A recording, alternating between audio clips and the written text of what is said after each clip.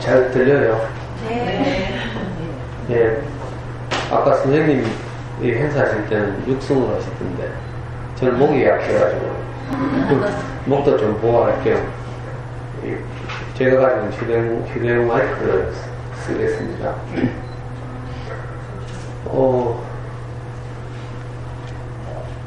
지금 저고학년 통합 다 오신 거예요? 저는 저초등학교 처음이거든요. 여기 박지훈 축구장에 그 옛날에 축구 시합하러 몇 번 왔지만, 저 이제 축구를 좋아해가지고, 지금도 축구를 하고 있는데, 요 안으로 들어오기는 거의 처음 같아요. 마치, 신천대로에서 이렇게 옆으로 들어가지고 이렇게 조야동 넘어오는데, 옛날 제가 아이한테 읽어줬던 그림책 비밀의 화원 이런 거 생각하고 신기한 곳으로 제가 처음 가는 이런 느낌입니다. 오늘 제가 맡은 주제가 맞나 모르겠네. 사교육 없이 자녀 성장을 돕는 학부모 맞아요? 네. 이 범위가 너무 넓어서 제가 이제 어젯밤에 고민을 좀 했어요. 사교육 없이 자녀 성장을 돕는다. 이거 좀 구체적이고 실질적인 도움을 드리고 싶은데, 실제로 저 밖에 이제 시내 나가면 이제 특히 이제 이 별난 동네 가면요, 사교육계가 가장 많이 드는 과목이 영어죠, 영어. 애 공부시키다가 뚜껑이 가장 자주 열리는 과목은 수학이고요.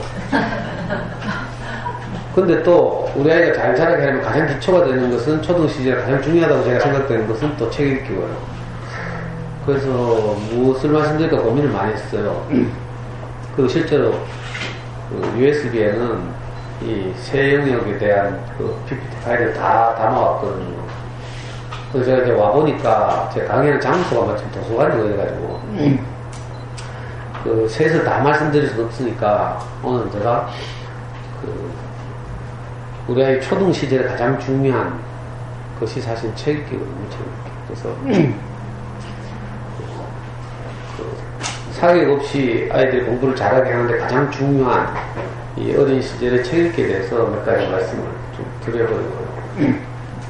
다른 학교 가면 이제 학교마다 제가 어떤 곳에 가서는 엄마표 영어에 대해서 말씀드리고, 어떤 곳에는 이제 사교육 없이 교과서에 김치를 가지고 수학 공부를 어떻게 하면 잘하게 할까 이런 말씀도 드리는데, 혹시 오늘 제 이야기 들어보시고 좀 도움이 되신다 싶으면요, 이제 제가 다른 학교에서 한 강의 동영상을 찾아보시면 되겠죠. 저는 사실 교육 전문가 이런 건 아니고요. 보통 학부 면수하시면 각계 교육 전문가들이 많이 오시죠. 은퇴한 교장선생님도 많이 오시고, 또 여러 분야에서 이제 대학원에서 관련 전공을 하시는 이런 분들이 많이 오잖아요. 저는 그런 전공을 전혀 하지 못했고요. 대학 다닐 때는 저는 이제 정치학과를 나왔는데, 대학 다닐 때 주로 이제 공부는 안 하고 데모만 했죠. 실제 저는 대학교 4학년 때 언젠가 6월 항쟁이 일어나던 해예요. 1987년인데 제가 군대 갔다 와서 27살 때 복학생이었죠. 그때 제가 경북대학교 복학생협의회 의장을 하면서 맨날 시내 나가서 학생들 수천 명을 이끌고, 그리고 실제로 30대 중반까지도 그렇게 살다가 국가보안법 위반하고 감옥에도 가고 이렇게 살다가 어떻게 결혼을 했어요. 그래가지고 애를 낳았어요. 근데 우리 와이프가 이제 학교 선생인데 좀 바쁘시기도 하고 애 키우는 걸 보니까 좀 서글퍼 보여요, 제가 볼 때. 그래서 제가 4살쯤 돼가지고 우리 와이프한테 제안을 했잖아요. 여보, 애는 내가 키울게. 아니 빨래하고 미기고 이런 거 말고요, 공부만, 학업은 내가 담당할게, 이렇게 제안을 해가지고 실제로 우리 아이 4살 때 제가 이제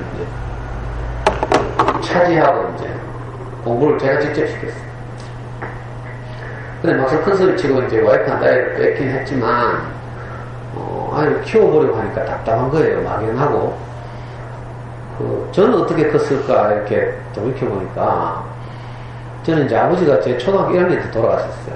우리 집에 3형제가 있는데, 형, 저, 동생 셋이 있는데, 제가 1학년 때 8살, 동생이 6살, 형이 11살, 4학년 때, 아버지가 어느 아침에 자고 일어나니까, 옆에 요에 단칸 새방에 이제 엄마는 밤에 공장에 일하러 가고, 우리 3형제가 아빠와 같이 잤는데, 아빠가 아침에 돌아가셔 있는 거예요. 그러고 나서 이제 인생이 많이 꼬였겠죠. 엄마 혼자서 이제 벌어서 3형제를 키워야 했으니까. 그래서 저는 그 초등학교를 이제 엄마 밑에서 못 다니고 친척집에 돌아다니면서 초등학교 6군데가 다녔어요. 아버지로부터 양육받은 경험이 없죠. 우리 3형제는 그리고 초등학교 졸업하고 나서는 전부 돈 벌러 갔어요. 저도 제일 첫 직업이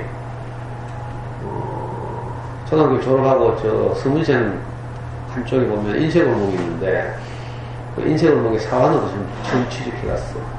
제 기억을 또 살려보니까 제가 부모님으로부터 양육받은 경험이 없어요. 그러니까 제가 또 아이를 어떻게 키워야 될지 모르겠어요. 너무 답답했죠. 할 수 없이 한 게 이제 시내 제일 큰 서점 나와가지고 육아서적 사서 읽은 거죠. 우리 아이 4살 무렵에. 좀 과장하자면 닥치는 대로. 그 당시에는 대구에 제일서적이 제일 컸거든요. 지금은 교보, 영풍, 알라딘 뭐 내려와 있지만 제일서적 육아코너 가가지고 진짜 닥치는 데 다 읽었어요. 그랬더니 뭐가 딱 감이 하나 오대요. 뭐였는가 하면 모든 육아서적들이 다 공통적으로 하는 말이 애가 공부를 잘하려면 책을 좋아해야 한다. 이거였어요. 이거 엑기스라고 하죠. 수많은 책들이 수많은 방법을 이야기하는데 이거 뭐 동서고금을 막론하고 서양이든지 동양이든지 또 옛날이든지 지금이든지를 막론하고 공통적으로 하는 모든 말들은 책을 좋아해야 한다. 이거였어요. 실제로 뭐 이 조선시대 때도 그랬거든. 조선시대 때도 서당에 가면 그 당시에 이제 애들 조기교육 시켰죠. 그 양반집 자제들은 서당에 보내가지고 그때 뭐 읽는가 하면 명심보감, 사자소학, 동몽선습 이런 게 이제 어린이용 책이에요. 이런 거 많이 읽은 애들이 공부 잘하는 거죠.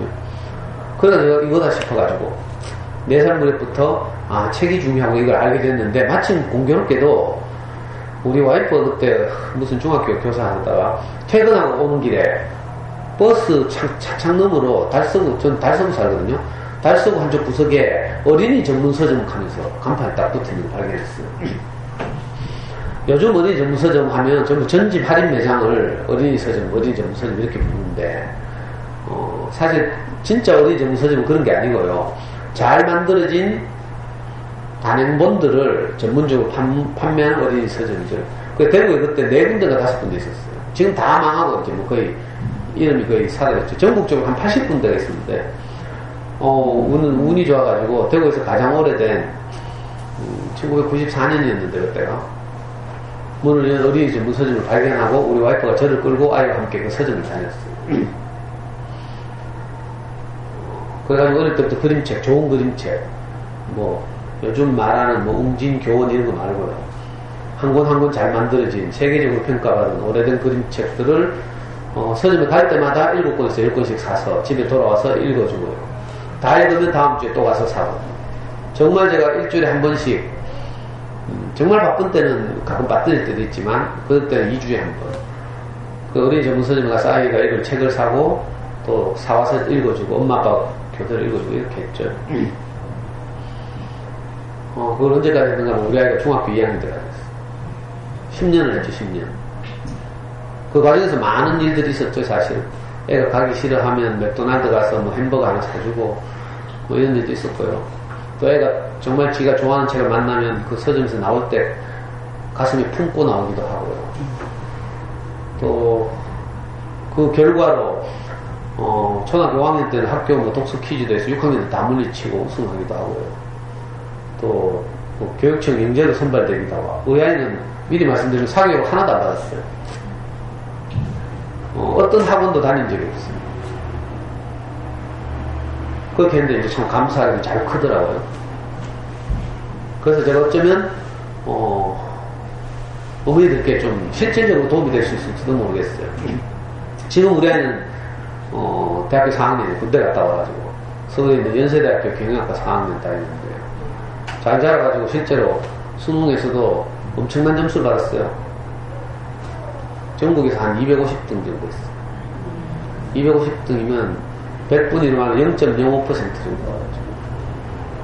학원이나 과외를 받은 적이 한 번도 없고요. 영어도 그랬어요. 영어도 순수히 엄마표. 그러니까 제가 자녀교육 실질적으로 이제 도움이 되는 경험이 첫 번째는 4살 무렵에 어린이 전문 서점을 만난 거. 초등학교 3학년 때 제가 이제 학교를 못 다니고 이렇게 검정고시를 했잖아요. 공장에 다니면서. 사실 제가 자기주도 학습을 한 거예요. 그러니까 제가 아무리 생각해도 어디 보내가지고 남한테 의존하는 것이 그죠? 만약에 제가 아이를 키운 것보다 더 좋았으면 저도 보냈을 거예요. 근데 아무리 생각해도 그게 아닌 거예요. 그러던 차에 이제 초등학교 4학년 때 그 유명한 지금 어머니들 아실지 모르겠지만 잠순에 커가는 아이들이라는 인터넷 자녀 포털 사이트가 그때 막 생겼어요. 그 운영자가 잠수라는 대화명을 쓰는 분인데 저와 같이 인터넷에서 이제 자녀 정보를 모으던 분이죠. 이제 얼굴은 못 봤지만 인터넷상에서 알고 지내는 분이 인터넷 사이트를 여는 바람에 제가 초기부터 시작할 때부터 거기 들어가서 지금 얼마에 벌써 15년 이상 흘렀는데 제가 잠순의 원조 멤버예요. 잠순에서 가장 유명한 회원 중에 하나고요. 지금 젊은 엄마들 잘 모르죠. 지금 한 대학생쯤 된 아이들 키운 엄마들이 있다면, 엄마표를 많이 키운 엄마들이 있다면 저를 모르면 간첩이죠. 근데 조야는에서는 저를 모를 거라. 잠순에서도 그렇게 알려졌고요. 근데 공교롭게 이제 중학교 2학년쯤 되니까 제가 다니던 어린이 전문 서점이 굉장히 경영이 어렵게 됐어요. 인터넷 서점, 예스24, 리브로, 알라딘 뭐 이런 게 생겨가지고 할인하고 막. 그래서 동네 골목 서점들이 다 망하게 된 거죠. 그래가지고 어린이 서점 주인이 저보고 그 서점에 오는 엄마들 대상으로 강의를 좀 해달라는 거예요. 4살 때부터 중학교 2학년 때까지 아이와 함께 들락거렸으니까 최고 단골이죠. 거기 아이 키우는 걸 좀 봤을 테고 우리 아이가 이룬 성과 같은 것도 좀 보였고 이러니까 중학교 2학년 때 어린이 서점에서 강의를 해달라고 해가지고 전 너무 받은 은혜가 도움이 커서 당연하게 고맙다고 이제 그 은혜를 받고 싶어서 처음으로 우리 아이 중학교 2학년 때 강의를 시작했어요. 그 서점에서. 근데 엄마들이 되게 좋아하는 거라. 그래가지고 매주 하게 됐어요. 그 지금까지 하고 지금까지 12년 됐어요. 무료 강의를 매주 금요일마다 가서 엄마들하고 이제 한 학기는 영어 공부, 한 학기는 수학 공부, 한 학기는 책 읽기, 한 학기는 소통 이렇게 해서 보통 2년 커리큘럼을 가지고 매주 가서 강의를 했는데 그만 안타깝게도 작년에 이 어린이집 문을 닫았어요. 그러니까 제가 강의하고 엄마들 강의를 좋아하고요. 제가 한 강의를 전부 저기 지금 보이죠? 동영상 촬영해서 유튜브에 다 올려요. 어머니들 얼굴 안 나와요. 제 얼굴만 나옵니다. 그렇게 유튜브에 이제 올리고 이렇게 해서 막 해외에서도 제 강의를 막 듣고요. 모르시죠?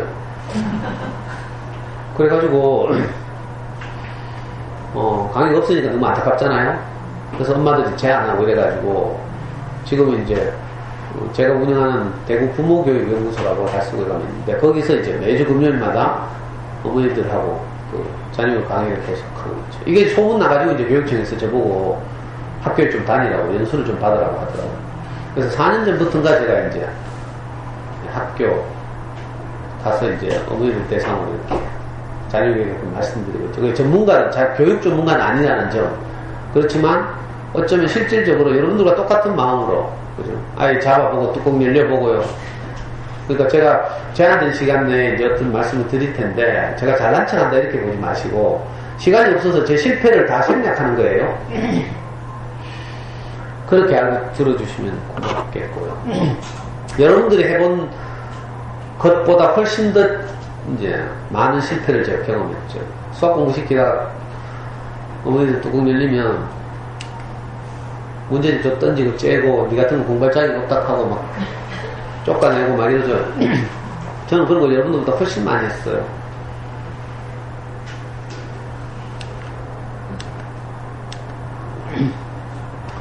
그래서 이제 제가 엄마들에게, 특히 초등 엄마들, 특히 저학년 엄마들은 더 불안해하거든요. 그래가지고 뭐 쓸데없는 거 많이 시키죠. 호작질을 많이 해요. 이것도 해야 될 것 같고 저것도 해야 될 것 같고. 즉 여기는 좀 안전지대인 거죠. 줘야도 사실은. 영향을 덜 받는 거죠. 그 아파트 밀집 지역으로 갈수록 사교육 인프라가 많이 이렇게 발달한 곳으로 갈수록 불안감은 더 커져요. 이상한 일이에요. 이놈의 불안감은 그리고 잘 살아들지 않아요. 그래서 엄마들 뭐 쓸데없는 거 진짜 많이 하고. 제 강의를 좀 꾸준히 듣다 보면 엄마들이 이제 마음이 좀 편안해진대. 그래가지고 쓸데없는 거 막 끊더라고. 한 2, 3년 들으면요 다 끊어요 사실. 왜? 알고 보면 아무 쓸데없는 짓이거든. 우리가 불안해서 시키는 거죠. 알고 보면요 우리가 아이들과 할 일은 사랑하는 것밖에 없어요. 나중에 되면 애들이 우리 집을 떠나요. 내 곁을 떠난다니까. 그럼 보고 싶어도 못 봐요. 우리 애도 가끔 2달에 한 번씩, 석 달에 한 번씩 이번 추석에 또 내려오니 안 내려오니 하다가 지금 취직 준비한다고 내려와가지고 하룻밤 딱 자고 갔어요. 그놈이 하룻밤도 방문 걸어 잠그고 자기 속에서 쓴다고 계속 노트북 들고 뭐 익한다고. 우리는 뭐 글로벌 기업 가겠다고 지금 뭐 일본 기업 가겠다고 준비하고. 그러니까 이놈을 제가 아무리 사랑해도 이제 그죠 옆에 두고 그죠 얼굴 보고 기뻐하고 이런 게 별로 없어요. 보면 이제 그 저보다 이제 덩치도 커졌는데 처음 만날 때 서울에서 내려오면 이제 한번 안고 사랑한다고 우리 아들 하고 그러고 나면 뭐 또 맨날 그렇게 할 수는 없잖아요. 다 크는데 그 떨어져서 또 자기 할 일 하고 그리고 또 간다 하면 휙 KTX 타고 바쁘고 뭐 이렇게 하면 또 심하게 너무 슬픈 일이에요. 그러니까 아이들이 내 곁에 있다는 사실이 너무 행복한 일이죠. 먼저는 그거죠. 아이들을 우리가 깊이 사랑하는 것. 근데 이게 불안감이라는 물로 땅이 덮여가지고 이상하게 이제 어느 날부터 너를 사랑한다 이 말을 못하게 됐죠. 진심으로 립서비스 말고. 그리고 그놈이 공부 하다 보니까 항상 우리 입에서 나오는 말은 했나? 안 했나? 왜 안 했어? 이거 하지마 저거 하지마 뭐 맨날 이런 말만 해요. 옳고 그름이죠. 이게 옳고 그름을 아이들한테 늘 말하게 돼 있어요. 옳고 그름을 말하면 어떻게 되는가 하면 아이들이 죽죠. 자존감이 점점 낮아지고요. 기가 죽고요. 소극적이 되고 그렇죠. 그런데 충분히 사랑을 받으면 어떻게 되는가 하면 자존감이 높아져요. 엄마들도 마찬가지거든요. 엄마들도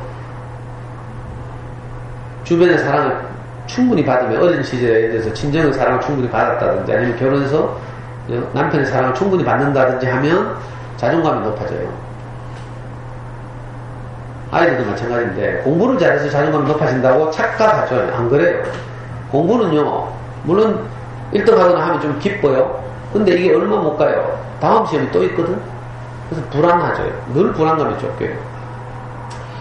그래서 어린 시절에 할 일은 뭔가 하면 항상 내가 아이를 사랑한다고 표현하고 존재 그대로 바라보고 하는 거죠. 이게 좀 어렵지만 오늘 강의 주제는 아니에요. 그래서 이제 이 정도로 하고 학습 영역에서 가장 중요한 건 뭔가 하면 어린 시절에 책과 친구가 되게 하는 거죠. 왜냐하면 학습이라는 것은 이거 뇌로 하는 것인데 주로 책을 많이 읽은 사람들의 이거 제가 저 KBS 다큐멘터리를 저거 화면 캡처해봤어요. 책을 별로 안 읽은 사람의 뇌하고 그죠? 책을 많이 읽는 사람이 뇌가 다르죠. 이 노란색이 뇌가 활성화되어 있다는 뜻이고 부팅이 잘 되어 있다는 뜻이죠. 이건 뭐 당연하지만 그래서 사실은 우리 아이가 학습 영역에서 이제 좋은 성취를 보이려면 물려받은 재능을 사장시키지 않고 잘 살리려면 어떻게 해야 되는가 하면 당연하게 어린 시절부터 책을 좋아하는 아이로 키우는 거죠. 이게 제가 생각할 때 어떤 사교육보다 중요하다 이렇게 생각이 돼요. 그리고 사실 가장 좋은 영재교육이기도 하고요. 꼭 영재 만들어서 좋은 건 아니지만 영재되면요 부모를 빨리 떠나게 돼요. 공부 잘하면요 서울 가야 되고요. 아니 외국 가야 돼요. 보고 싶어도 못 봐요.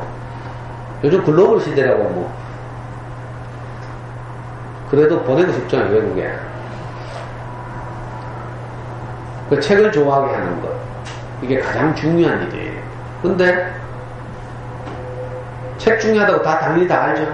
대부분 엄마들 동의해요. 근데 인식의 정도는 달라요. 머리로 아는 것과 가슴으로 아는 것이 다르거든요. 그 책이 중요한 건 다 알죠. 또 어느 날 푸르미 아빠가 나타나가지고 푸르미 아빠하고 저하고 1살 차이인데 거의 동시대를 살았죠. 푸르미하고 우리 애하고 같은 학년이에요. 우리 애는 이제 2월생이라서 학년은 하나 빠르지만 나이가 같아요. 푸름이 아빠가 우리 애 초등학교 3학년 때 책을 냈어요. 푸름이 이렇게 영재를 키웠다. 그러니까 막 베스트셀러가 됐죠. 제가 얼마나 열받던지. 이런 책은 내가 내야 되는데. 그 푸름이 아빠가 이제 책 읽기 중요성을 강조한 거 아주 큰 공헌을 했어요. 그래가지고 다 책 중요한 줄 알아요. 그리고 푸름이닷컴 들어가보면 막 어린 엄마들이 애기들 영재로 키우겠다고 막 책을 막 갖다 퍼붓죠. 이른바 전집 세례라고 하죠. 그러면 가끔 10만 명에 한 명 푸름이 비슷한 애가 나타나요. 그러면 와 하면서 새끼 강사가 돼요. 다 그렇게 하면 되는 줄 알아요. 뭔가 잘못됐죠. 자, 체력계가 왜 중요한가 하면요. 두 가지 영역에서 체력계가 참 중요하다 이렇게 생각이 돼요. 하나는 아까 말한 대로 인지 영역에서, 학습 영역에서. 물론 행동 발달 영역이 생략했어요. 삐아제나 몬테소리 여사가 말하는 것처럼 한 인간이 전인적으로 성장하는 데는 세 가지 영역의 발달이 균형이 잡혀야 되죠. 그죠? 행동 발달, 신체 발달이에요. 인지 영역의 발달, 정서 영역의 안정. 이 세 가지가 균형을 잡아야 되는데, 엄마들은 이제 대부분 인지 영역의 발달에 신경을 많이 써요. 그래서 체력기를 많이 하면 당연하게, 그죠? 생각하는 힘, 사고력이라고 그러죠. 또 창의성, 이런 것도 잘하고요. 텍스트에 대한 이해 능력, 독해력, 이런 게 당연히 잘하게 되어 있죠. 모든 시험은 거의 텍스트로 되어 있어요. 어학시험에서 듣기 말고요. 나머지는 다 텍스트로 되죠. 문자로 되어 있다는 뜻이에요. 그러니까 텍스트에 대한 친밀도, 이해 정도가 높은 아이일수록 당연히 결과가 좋은 거죠. 그래서 인지 영역이 아주 이렇게 발달하는데 체력계가 큰 도움이 돼요. 옛날에 60년대, 70년대에는 하나의 학습 능력을 결정하는 것은 지능이다 이렇게 생각했어요. 그런데 이제 학자들 연구 결과가 점점 바뀌어왔죠. 어느 날 되니까 그 지능이 아니라 스키마다 이런 말이 등장했어요. 스키마 이론이라고 하죠. 한 아이가 예를 들어서 초등학교 1학년 들어가서 선생님이 수업을 받는다고 쳐요. 그 수업을 받는데 선생님이 하는 말을 아이들이 소화하는 정도는 뭐에 달려있다? 지능에 달려있다고 생각했는데 그게 아니라 그 한 아이가 8살이 될 때까지 경험한 모든 것, 그것이 선생님의 말을 받아들인 정도를 결정하는 거예요. 그러니까 책을 많이 읽어서 예를 들어서 어휘가 발달해 있다면 선생님이 혹시 1학년 아이들이 이해할 수 없는 좀 어려운 낱말을 구사하더라도 아이는 알아듣는 거죠. 책을 많이 읽는 아이는. 그래서 소화 정도가 달라지는 거죠. 이게 스키마 이론. 스키마라는 게 뭔가 하면요. 우리말로 번역하면 사전지식 또는 선지식. 그 아이가 한 수업에 임하기 전까지 경험한 모든 것의 총체. 이걸 스키마라고 불러요. 그러니까 책을 많이 읽으면 스키마가 훨씬 더 잘 마련되는 거죠. 간접 경험을 하잖아요. 우리 아이들이 가장 좋은 건 경험을 직접 하는 거죠. 직접.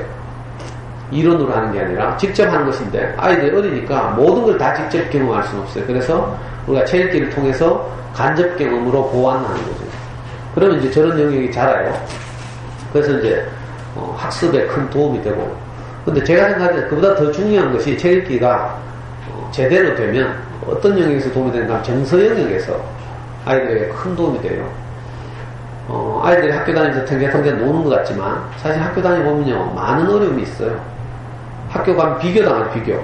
가장 먼저 비교에 노출돼요. 공부 잘하는 친구, 또 피아노 잘 치는 여자애, 그림 잘 그리는 애, 심지어는 게임 잘하는 애, 더 나아가서 싸움 잘하는 놈.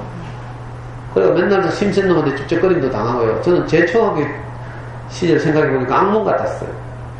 작지, 아버지 없지, 엄마 없지, 가난하지, 친척집 얹혀 살지. 저는 뭐 미술 시간 되면 공포에서 공포. 미술 시간에 도화지 역할에 파스를 준비해 가야 되는데 늘 못해가고 방학 숙제 못해가지고. 그러니까 저는 항상 개학할 때 되면 막 악몽을 꿔요. 혹시 선생님이 방학 숙제 검사 안 하고 지나가지 않나 하는 이런 불가능한 꿈을 꾸고요. 이렇게. 우리 아이들도 학교 다니면서 물론 즐겁고 친구 사귀고 재밌는 일도 있지만 다른 한편으로 많은 어려움을 겪어요. 그 학교 갔다 오면 우리가 아이들 돌아오면요 꼭 안아주고 장하다 하고 오늘 힘든 일이 없었나 이렇게 묻고 이래야 되거든요. 근데 엄마들 이거 안 되거든. 저 아파트 밀집 제가 사는 우리 연구소에 있는 지역은 아파트 밀집 지역인데 거기 가면 어떤 일이 보여준다면 엄마들이 오후에 약속 안 하잖아요. 아예 갔다 오면 받아가지고 돌려야 되니까 미리 딱 엄마들 기다리고 있어요. 식탁에 딱 과일 깎아놓고, 간식 차려놓고. 그래, 들어오면요, 빨리 먹고 숙제하라. 이제 이렇게 시작하는 거라고. 오후 일과를. 그러니까 아이들이 학교에서 겪었을 이런저런 어려움에 대한 해소가 없이 집에서 또 엄마들한테 혼나기 시작하는 거죠. 그 다음에 아이들은 많은 스트레스 받아요. 자, 이런 부분이 해소가 안 되면요, 불안해지죠. 정서적으로. 또 저도 아이를 키우면서 그랬지만, 수학문제 풀리다가 뚜껑이 금방 날아가잖아요. 제가 아이를 키우다 보니까 제 고질병 하나 발견했어요. 여러분들도 아마 다 있을 거라. 충동 조절 장애. 문제 풀리다가 오답 나오면요, 저 성격 급하게 생겼죠. 부모 교육에 관한 책, PET 교육 같은 거 받아보면요, 나전달법을 쓰래. 애의 잘못을 지적하면 애가 기가 죽고 자존감이 낮아지니까, 엄마가 그것 때문에 속상하다는 엄마의 감정을 표현하는 걸 쓰래. 예를 들면 우리 아이가 수학 문제 틀렸어요. 그러면 저는 어떻게 말해야 되는가 하면, 애야, 아빠는 네가 수학 문제를 푸는데 집중을 안 해서 실수를 해서 지금 몹시 속이 상하단다. 이렇게 말해요. 이게 나전달법이죠. 근데 저같이 성질 급한 아빠가 언제 극하고 있어요? 야, 이 새끼야, 정신 안 차리나 하면서 바로 옆에서 머리 한 대 콱 쥐박거든. 저는 머리 쥐박으면 정신 차린 줄 알았어요. 실제로 우리 4살 때 제가 알파벳 한글 자모를 제가 가르쳤거든요. 기역닌 디귿 리을을 하루에 4 알파벳씩 쓰게 했어요. 지나간 달력지 해가지고. 기역, 니은까지 쓰는데 디귿을 쓰는데 거꾸로 쓰는 거예요. 그래서 제가 분명히 스케치북에 제가 먼저 샘플로 써주고 따라 쓰라 했거든요. 근데 애가 디귿을 쓰는데 이렇게 안 쓰고 거꾸로 쓰는 거라. 그래서 머리 한 대 확 집어갔어요. 그랬더니 애가 바로 쓰더라고. 그래가지고, 머리를 집어가면 정신을 차리고, 숫자 3을 가르치는데도 거꾸로 쓰는 거예요. 그래가 또 머리 집어가니까 똑바로 쓰더라고. 그 정도 저는 무식했어요. 나중에 알고 보니까 그 유아기 애들은 그죠? 이걸 글자로 인식하는 게 아니라 그림으로 인식하고 사진을 찍는 거라. 그러니까 디귿 이렇게 썼는데 한 대 때리니까 반대로 써보는 거죠. 그래가지고 맞은 거예요. 근데 저는 그걸 모르고 쥐 박으면 정신 차린 줄 알았어. 근데 나중에 초등학교 3, 4학년이 되니까 쥐 박으니까 정신 차리는 게 아니라 애 눈동자에 초점을 잃어요. 내가 고함을 지르면서 확 쥐 박으니까 눈동자가 실제로 초점을 아빠 눈에 마주치면서 너무 두려워서 제가 무섭게 생겼잖아요. 말투도 막 확 고함 지르죠. 그러니까 애가 눈동자가 막 돌아다녀요. 초점을 잃고. 아이고 너무 슬픈 일이죠. 아빠가 무서워가지고 초등학교 저학년 때 일기에다가 아빠 죽었으면 좋겠다고.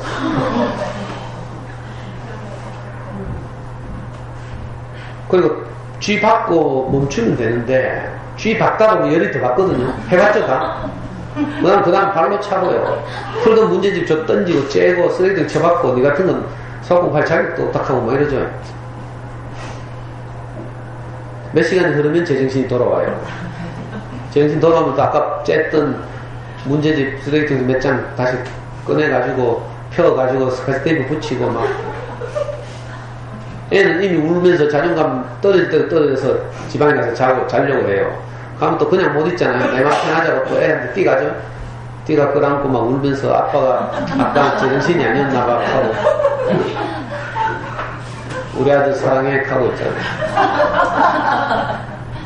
아빠 다시는 안 갈게 하고 이런 일이 한두 번이 아니었어요. 근데 참 감사하게도 아이가 그 대부분의 아빠의 만행을 다 잊어버리는 거야. 다음날 되면 또 아빠 하고요. 아니 얼마나 감사한지 진짜 고마운 일이죠. 저는 그래서 정말 고맙다고 하나님이 신이 우리 아이에게 만강이라는 선물을 주셔가지고 우리가 한 많은 짓들을 다 잊어버려요.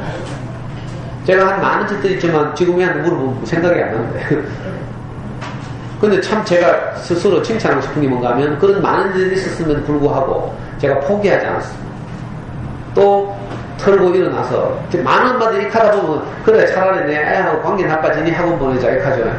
근데 저는 포기하지 않았어요. 비록 그럴지라도 내 자신을 다시 추스리고 내 주제 파악을 하고요.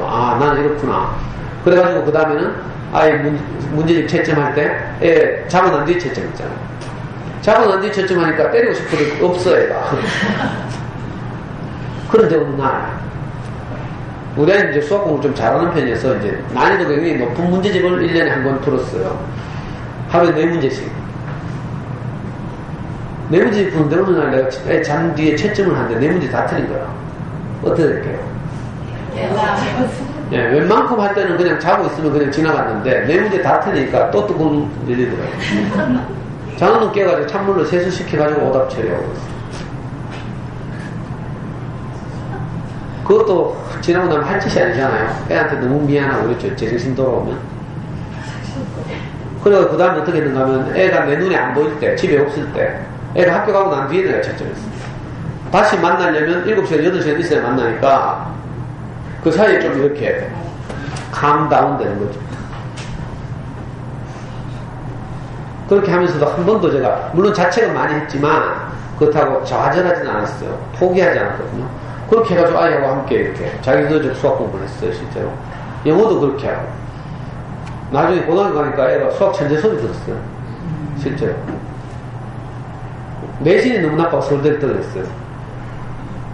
요즘은 이제 내신 없이 서울대를 가죠. 수능, 정시 모집에서는 수능만으로 가는데, 지난 10년 동안은 서울대가 이렇게 돌아가지고, 정시 모집에서 수능과 내신과 논술을 같이 평가했어요. 그래서, 이른바 외고 출신들, 명문고등학교 출신 아이들 대부분 어떻게 해요? 울며 겨자 먹기로 영고대를 갔죠. 물론, 이제 성실한 내신 관리하는 애들은 다 서울대를 가지만, 이제 우리나라에서 가장 문과에서 좋은 고등학교가 서울에 있는 대원 외고고등학교인데, 대원 외고고등학교는 한 학년에 450명을 뽑아요. 전국에서 가장 우수한 아이들. 근데 1년에 서울대를 70명밖에 못 보내요. 가장 우수한 애들 뽑아놓고. 왜냐면 내신이 안 돼요. 잘하는 애들끼리 경쟁하니까. 대구로 말하면 자사고 같은 거죠. 수도권에서는 문과에서 자사고 그렇게 인기가 별로 없죠. 외고가 워낙 많으니까. 명문 외고들이 많아요. 근데 대구는 대구 외고 있지만 수성구에서는 잘 안 보내죠. 네, 자사고 있죠. 자사고. 경신이나 대건이나 또 뭐 있지? 개성이나 이런 데 보는 거죠. 40명 동안 들어갔어요. 이렇게 아이들이 학교에서 스트레스 받기도 하고 또 집에 와서 우리한테 맨날 욕먹고 막 혼나고 이러니까 애들이 어때요? 어려움을 많이 겪고 자존감이 떨어지고 이렇죠. 이걸 우리가 아이들 치유해야 되거든요. 이게 데미지가 쌓이면 나중에 동력을 잃어요. 그러면 공부를 하고 싶어도 안정이 안 되면요 어려움이 없죠 별로. 그래서 참 어려움을 겪어요. 근데 우리도 불안하니까 아이한테 우리가 맨날 하는 말은 왜 이랬어 저 이랬어 막 책망하고 질책하고 확인하고 지시하고 이런 말만 하죠. 그리고 엄마들 가끔 외출했다 나갔다 오면요 항상 컴퓨터 온도 검사하죠. 했나 안 했나 증거 찾기 위해서 이러다 보면 애들 많은 어려움을 겪거든요. 자, 이런 아이들에게 책 읽기가 큰 도움이 돼요. 제가 해보니까 맨정신은 내가 도저히 할 수 없는 말을 책을 읽어줄 때는 내가 내 말을 하는 게 아니라 책의 대사를 내가 표현하는 거죠. 그러니까 다른 말을 하게 돼요. 그 책의 힘을 빌려서 아이를 위로하는 거죠.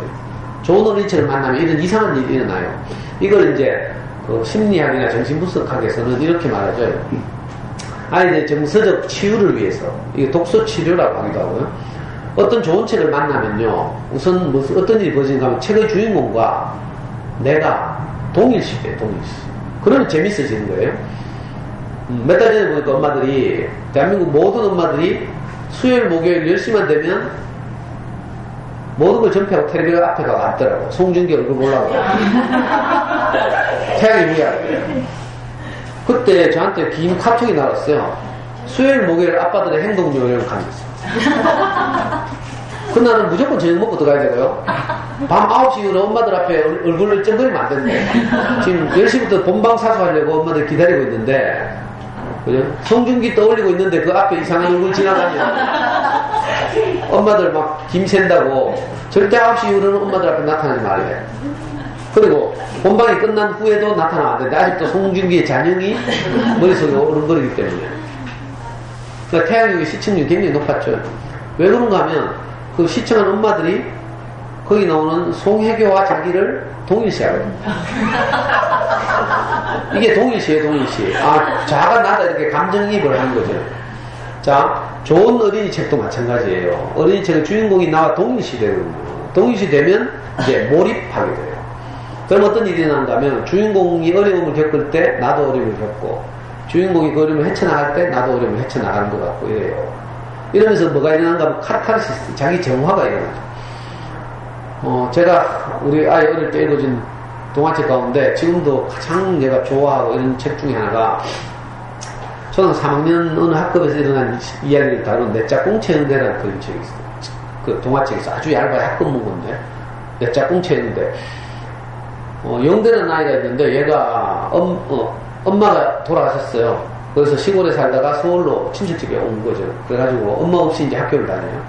그러니까 애가 항상 꾀죄죄하고 기가 죽어 있고 학교에 오면 말을 안 해. 엄마 돌아가신 지 얼마 안 되고 이러니까. 그냥 학급 친구들이 굉장히 놀리고 얕보고 이러는 거죠. 무슨 일만 생기면 영대가 그랬어요. 가면 선생님한테 혼나고. 이런 아이가 있어요. 제가 우리 아이한테 이 책을 읽어주다가 갑자기 내가 영대하고 동의시가 됐어요. 제 어린 시절하고 오버랩 된 거죠. 근데 점점 읽어나가니까 어느 날 경주에 수학여행을 갔는데 이 학급 아이들이 큰 왜 여관 같은 데서 그 유소 호스텔 같은 데서 애들이 한 방에 자잖아요. 근데 애들이 불 끄고 누웠어요. 3학년밖에 안 돼요. 엄마를 다 떠났어요. 그래서 억지로 잠을 청해요. 캄캄하죠. 그런 데서 누가 방구를 깼어요. 그랬더니 막 갑자기 안 그래도 잠도 안 오고 엄마 생각도 나고 기분 싱숭생숭한데 누가 방구를 끼니까 일제히 막 시끌벅적해진 거죠. 그러다 누가 깼노 하다가 또 영대가 깼다 이래 된 거야. 그래가 막 냄새 난다 하고 막 창문 열어라 하고 영대 욕하고 막 이러다 보니까 영대가요.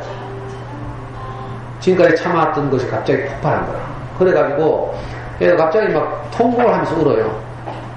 지금까지 참았는데 너무 억울하고 속상하고 이래가지고 지금까지 참았던 모든 소리를 폭발해가지고 짐승처럼 울어요. 그 여관방에서 꺼이 울거든요. 그러니까 갑자기 애들이 막 놀리면서 영대 공격하다가 애가 막 짐승처럼 우니까 초등학교 3학년 아이들이 뭐 하겠어요? 불은 꺼져 있어요. 엄마는 떠났죠 다. 영대 오니까 시간이 흐르면서 어떻게 하나둘씩 다 따라오는 거야. 그래서 그 방 전체 아이들 다 울어요. 선생님들이 막 뛰어오고 난리가 났어요. 자, 여기서 어떤 일이 일어나요? 카타르시스가 일어나는 거야. 놀리는 아이나 놀림받는 아이나 사실은 다 힘들거든요. 초등학교 애들 잘 뭐 모르고 그러는 거죠. 보통 놀자하면서 한 대씩 때리고 발로 차고 이래요. 센 애들 보면. 뭐 지가 애를 괴롭히겠다는 의사 별로 없어요. 근데 하여튼 뭐 이렇게. 그러니까 우리는 막 그런 애들 막 혼내고 막 이러죠. 그 혼내고 이러면 애들이 어떻게 돼요? 점점 이제 삐뚤어지기 시작하고 이거 나중에 일진되고 이런 거라. 3학년한테 별거 모르잖아요. 그러니까 다 같이 우는 거죠. 그런데 신기하게 다음날 경주에서 서울로 돌아오는 길에 경주에서 기념 배지를 산 한 아이가 용기를 내가지고 늘 영대는 거기서도 혼자 앉아있어요. 44인승, 45인승 버스에 제일 앞자리에 혼자. 근데 뒷자리에 있던 어떤 애가 용기를 내서 나와가지고 영대 옷에다가 자기가 경주에서 산 배지를 달아주고 악수를 청하는 거예요. 미안하다는 뜻이죠.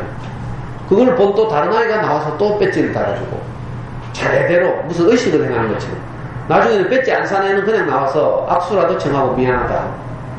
그 광경을 지켜본 버스 기사 아저씨가 차를 갓길에 세워요.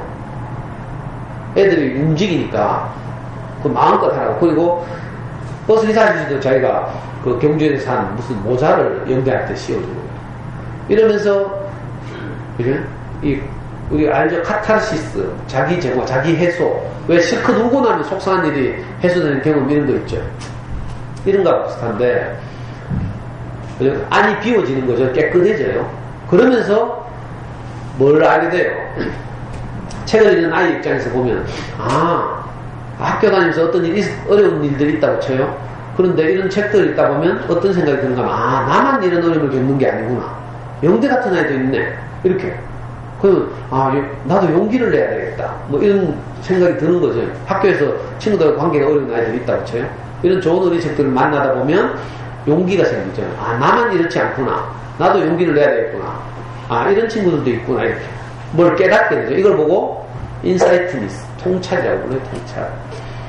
좋은 어린이책을 만나면요, 이 세 가지 과정을 거쳐서 아이들이 정서적으로 순화돼요. 저는 내 짝꿍친구들이 책을 읽어주면서 정말 엄청 울었어요. 아이는요 잘 모르는데 내가 아빠가 막 읽어주다 우니까 애가 당황해가지고 지도 같이 울고 있잖아요. 제가 지금 연구소에서도 책 싫어하는 아이들 있잖아요. 6학년짜리 아이들 저하고 이렇게 책 읽기 수업도 하고 또 수학 공부도 하고 이러는데 책 읽기가 안 되니까 6학년 아이가 문장제 문제만 보면 두려워하는 거야. 문제를 잘 이해하지 못해가지고. 숫자만 있으면 기같이 계산을 해요. 어디 이상한 공부방에서 공부하다가 가지고. 숫자만 보면 무조건 다 넣고 밥은 나누는데 문장만 좀 들어가면 당황해가지고 어쩔 줄 몰라 하는 거예요. 그래서 제가 너무 안타까워서 얘한테 옆에 앉혀놓고 매일 책을 읽어줘요. 하루는 6학년이지만 3학년 책을 읽어줬어요. 읽어주면서 제가 또 감동이 돼가지고 막 우는데, 야는 선생님 왜 울어요? 아직 안 끝났어요. 하면서. 제 마음이 전달이 안 되더라고요. 지금도 제가 이런 책들 읽으면 너무 감동이 되고요. 그래서 지금 우리 연구소에서는 제가 매주 금요일마다 엄마들한테 그림책 한 번씩 읽어주고 이 그림책에서 무엇을 건져 올려서 아이들과 나눌 것인지 이런 강의를 해요. 엄마를 위한 인문학 수업이라고. 이번 학기는 이제 보통 다른 학기는 뭐 잠수는 공부법하고 또 한 학기는 생각하는 힘을 키우는 수학 공부법하고 이러거든요. 그러니까 좋은 어린이책을 만나야 돼요. 그러면 이런 과정을 거쳐서 아이들이 우리가 하지 못한 일들을 많은 부분 책이 대신해줘요. 더 직접적으로 우리가 그렇게 해야 되지만 아직 우린 불안하고 이러니까 이게 잘 안 되죠. 항상 애가 뭘 했는지 진도 확인하고 다 뺏겼는지 안 뺏겼는지 이거 조사하고 컴퓨터 했는지 안 했는지 온도 측정하고 막 이러지만, 그래서 좋은 어린이책이 인지 영역에도 큰 도움이 되지만 사실은 정서 영역에서 아주 좋은 역할을 해요. 그래서 이런 좋은 어린이책을 만나야 되죠. 그러면 저절로 책을 좋아하게 돼 있어요. 근데 현실은 그렇지 않죠. 제가 영화 박하사탕을 좋아하는데 대구가 난 유명한 감독 있죠. 이창동 알아요? 이창동 감독 영화 중에 박하사탕이라고 있어요. 거기 보면 첫 장면에서 설경구가 기차에 뛰어서 자살하죠. 그리고 필름을 돌려서 이 청년이 왜 자살 수밖에 없는가를 이제 이렇게 필름을 돌리면서 거꾸로 하고 있어요. 자, 우리 아이들의 이제 그 성장 과정을 제가 거꾸로 뭐 멀리는 갈 수 없고 수능 때부터 마라톤으로 말하면 코스 답사 같은 거죠. 고3 수능고사장에 가면요, 국어시험 문장에 가면 어떤 일이 벌어진가 하면요, 국어 영역의 시험에 나오는 문제지의 쪽수가 몇 쪽인지 알아요? 국어시험에 16쪽 나와요.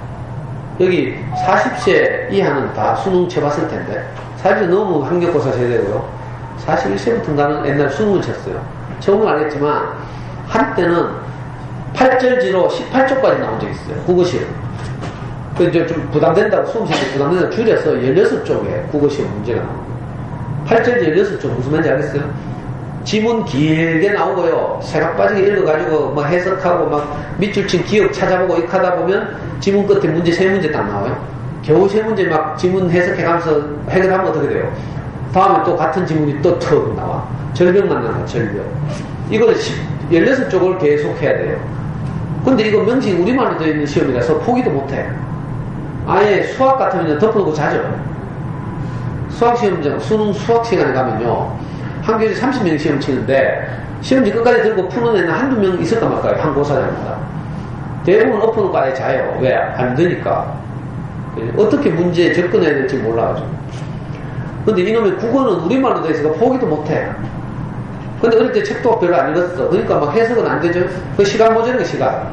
국어시험의 가장 큰 어려움은 시간이 부족하다는 거예요. 왜?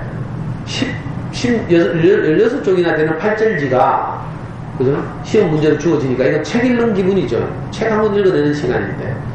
거기서 답도 찾아야 되고, 이해하고 확인하고 해야 되니까 굉장히 어렵죠. 고등학교 때는 이미 책을 읽을 시간이 없어 늦었어요. 이 아이들이 고등학교 1학년 때부터 책을 열심히 읽으면 좋은데, 읽을 시간이 없죠. 고등학교 1학년 다녀보면요, 야자 시간이 보통 자기 공부 시간이죠. 정규 수업하고 보충 수업하고, 야자 시간과 주말이 자기 공부 시간이에요. 근데 야자 시간 애들이 다 뭐 해요? 다 수학 공부해요. 고등학교 가면 수학 공부가 난이도가 갑자기 높아지고, 양도 많아져서 아이들이 자기 공부 시간의 약 60에서 70%를 수학 공부해요. 나머지 시간 영어 공부해야 되죠. 한 10% 남겨서 기타 과목 해야 돼요. 국어 공부 따로 할 시간이 없어요. 그래서 그런 일이 벌어지는 거예요. 그래서 언제 해야 돼요? 어릴 때 책을 많이 읽어야 돼요. 우리 아이도요, 책을 그렇게 좋아했어요. 중학교 2학년 돼서는 이제 어린이집부터 못 갔어요. 너무 이제 많이 읽어서 유치해서. 그래서 그 다음에 마침 교보가 내려와서 주말마다 제가 교보를 데리고 갔거든요. 근데 이것도 고등학교 다니고 못하겠어요. 사회고등학교 다니니까 정규 수업, 보충 수업, 저녁 먹고 야자 시간. 야자 시간 7시부터 9시까지 딱 2시간 있어요. 공부 좀 잘하니까 특설반 뽑아가지고 밤 11시까지 야자 시키대요. 근데 우리 애가 특설반 가보더만 저보고 아빠 거기는 정신병동 같아. 온통 벽이 하얗고 독서실 책상 막 넣어가지고 갇혀가지고 전부 이렇게. 제발 빼달라는 거야. 그래서 제가 학교 측하고 싸워가지고 우리 애는 심자라고 심야까지 야자한다고 심자라고 하는데 특설반이라고 하죠.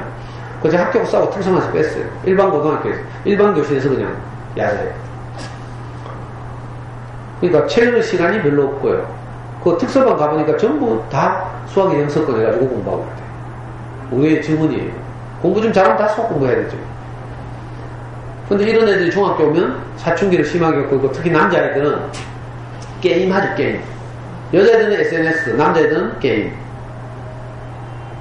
요즘 또 스마트폰 다 들고 있죠. 그러니까 체육 시간 없어요.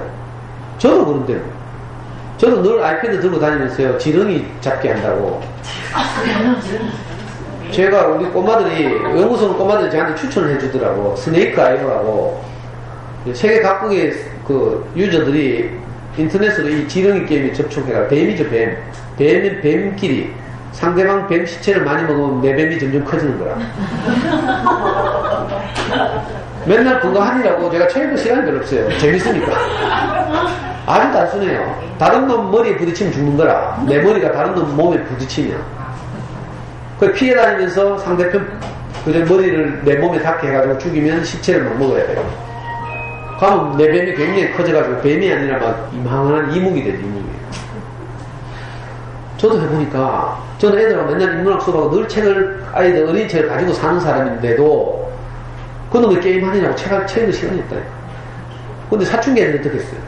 요즘 중학생들 보면요, 요즘 오버워치라는 게임이 새로 나왔어. 전부 환장이, 그 전에 또 리그 오브 레전드, LOL이라고 그래요. TV에서 중계를 해요, 요즘. 그러니까 체육 시간이 없죠? 근데 엄마들이 안타까우니까 어떻게 해요? 할 수 없이 독서논술 학원 보내는 거야. 독서논술 학원 가면 전문가들이 한 달에 4번이라도 추천해주는데, 그래, 큰 비용을 지불하고 거기 보내줘요. 그런다고 습관이 안 되는 애가 책을 읽겠어요? 마지 못해서 다녀줘요. 이런 애들이 초등 고학년 때는 전부 뭐 하고 있어요? 한우리 독서논술. 아니면 주니어 플라톤. 뭐 이런 독서 프로그램 해요. 할 수 없는 책을 읽어야 되는데, 책과 멀어져 있으니까 이미 할 수 없이 책이 중요하다는 사실을 알고, 그러니까 이런 프로그램 보내는 거예요. 저학년 때는 뭐예요? 불안하니까 뭐예요? 국어학습자죠. 눈높이 국어. 장원 환자. 뭐 이런 거 하고 있어요. 제일, 좀 미안한데, 제일 바보 같은 짓이 뭔지 알아요? 초등 저학년 아닌데 학습지 하는 거야. 학습지는요, 문제 푸는 스킬을 배우는 거죠. 예? 문제 푸는 스킬보다 더 중요한 게 뭐예요? 책을 충분히 읽는 거예요. 그래서 스킬 없어도 그냥 무슨 말인지 다 알아들으면요, 스킬 필요 없어요. 근데 엄마들 초등 저학년 때부터 벌써 학습지하고 있다? 이게 진짜 바보 같은 짓이에요. 내 여동생이나 내 조카 같으면 발로 한 대씩 차고 싶어. 근데 문제 푸는 스킬을 언제 배운지 알아요? 고등학교 가면 3년 내 문제 풀어요. 3년 내. 1년에 모의고사 사립감면 8번 쳐요. 공식적인 모의고사 4번, 교육청 모의고사라고 하죠. 그리고 사설 모의고사라고 해서 뭐 종로, 중앙, 대성 이런 데 치는 모의고사 4번, 8번 치죠. 중간기말 시험 치죠. 12번 치죠. 그러다 가면 이걸 다 오답 노트 하게 해요.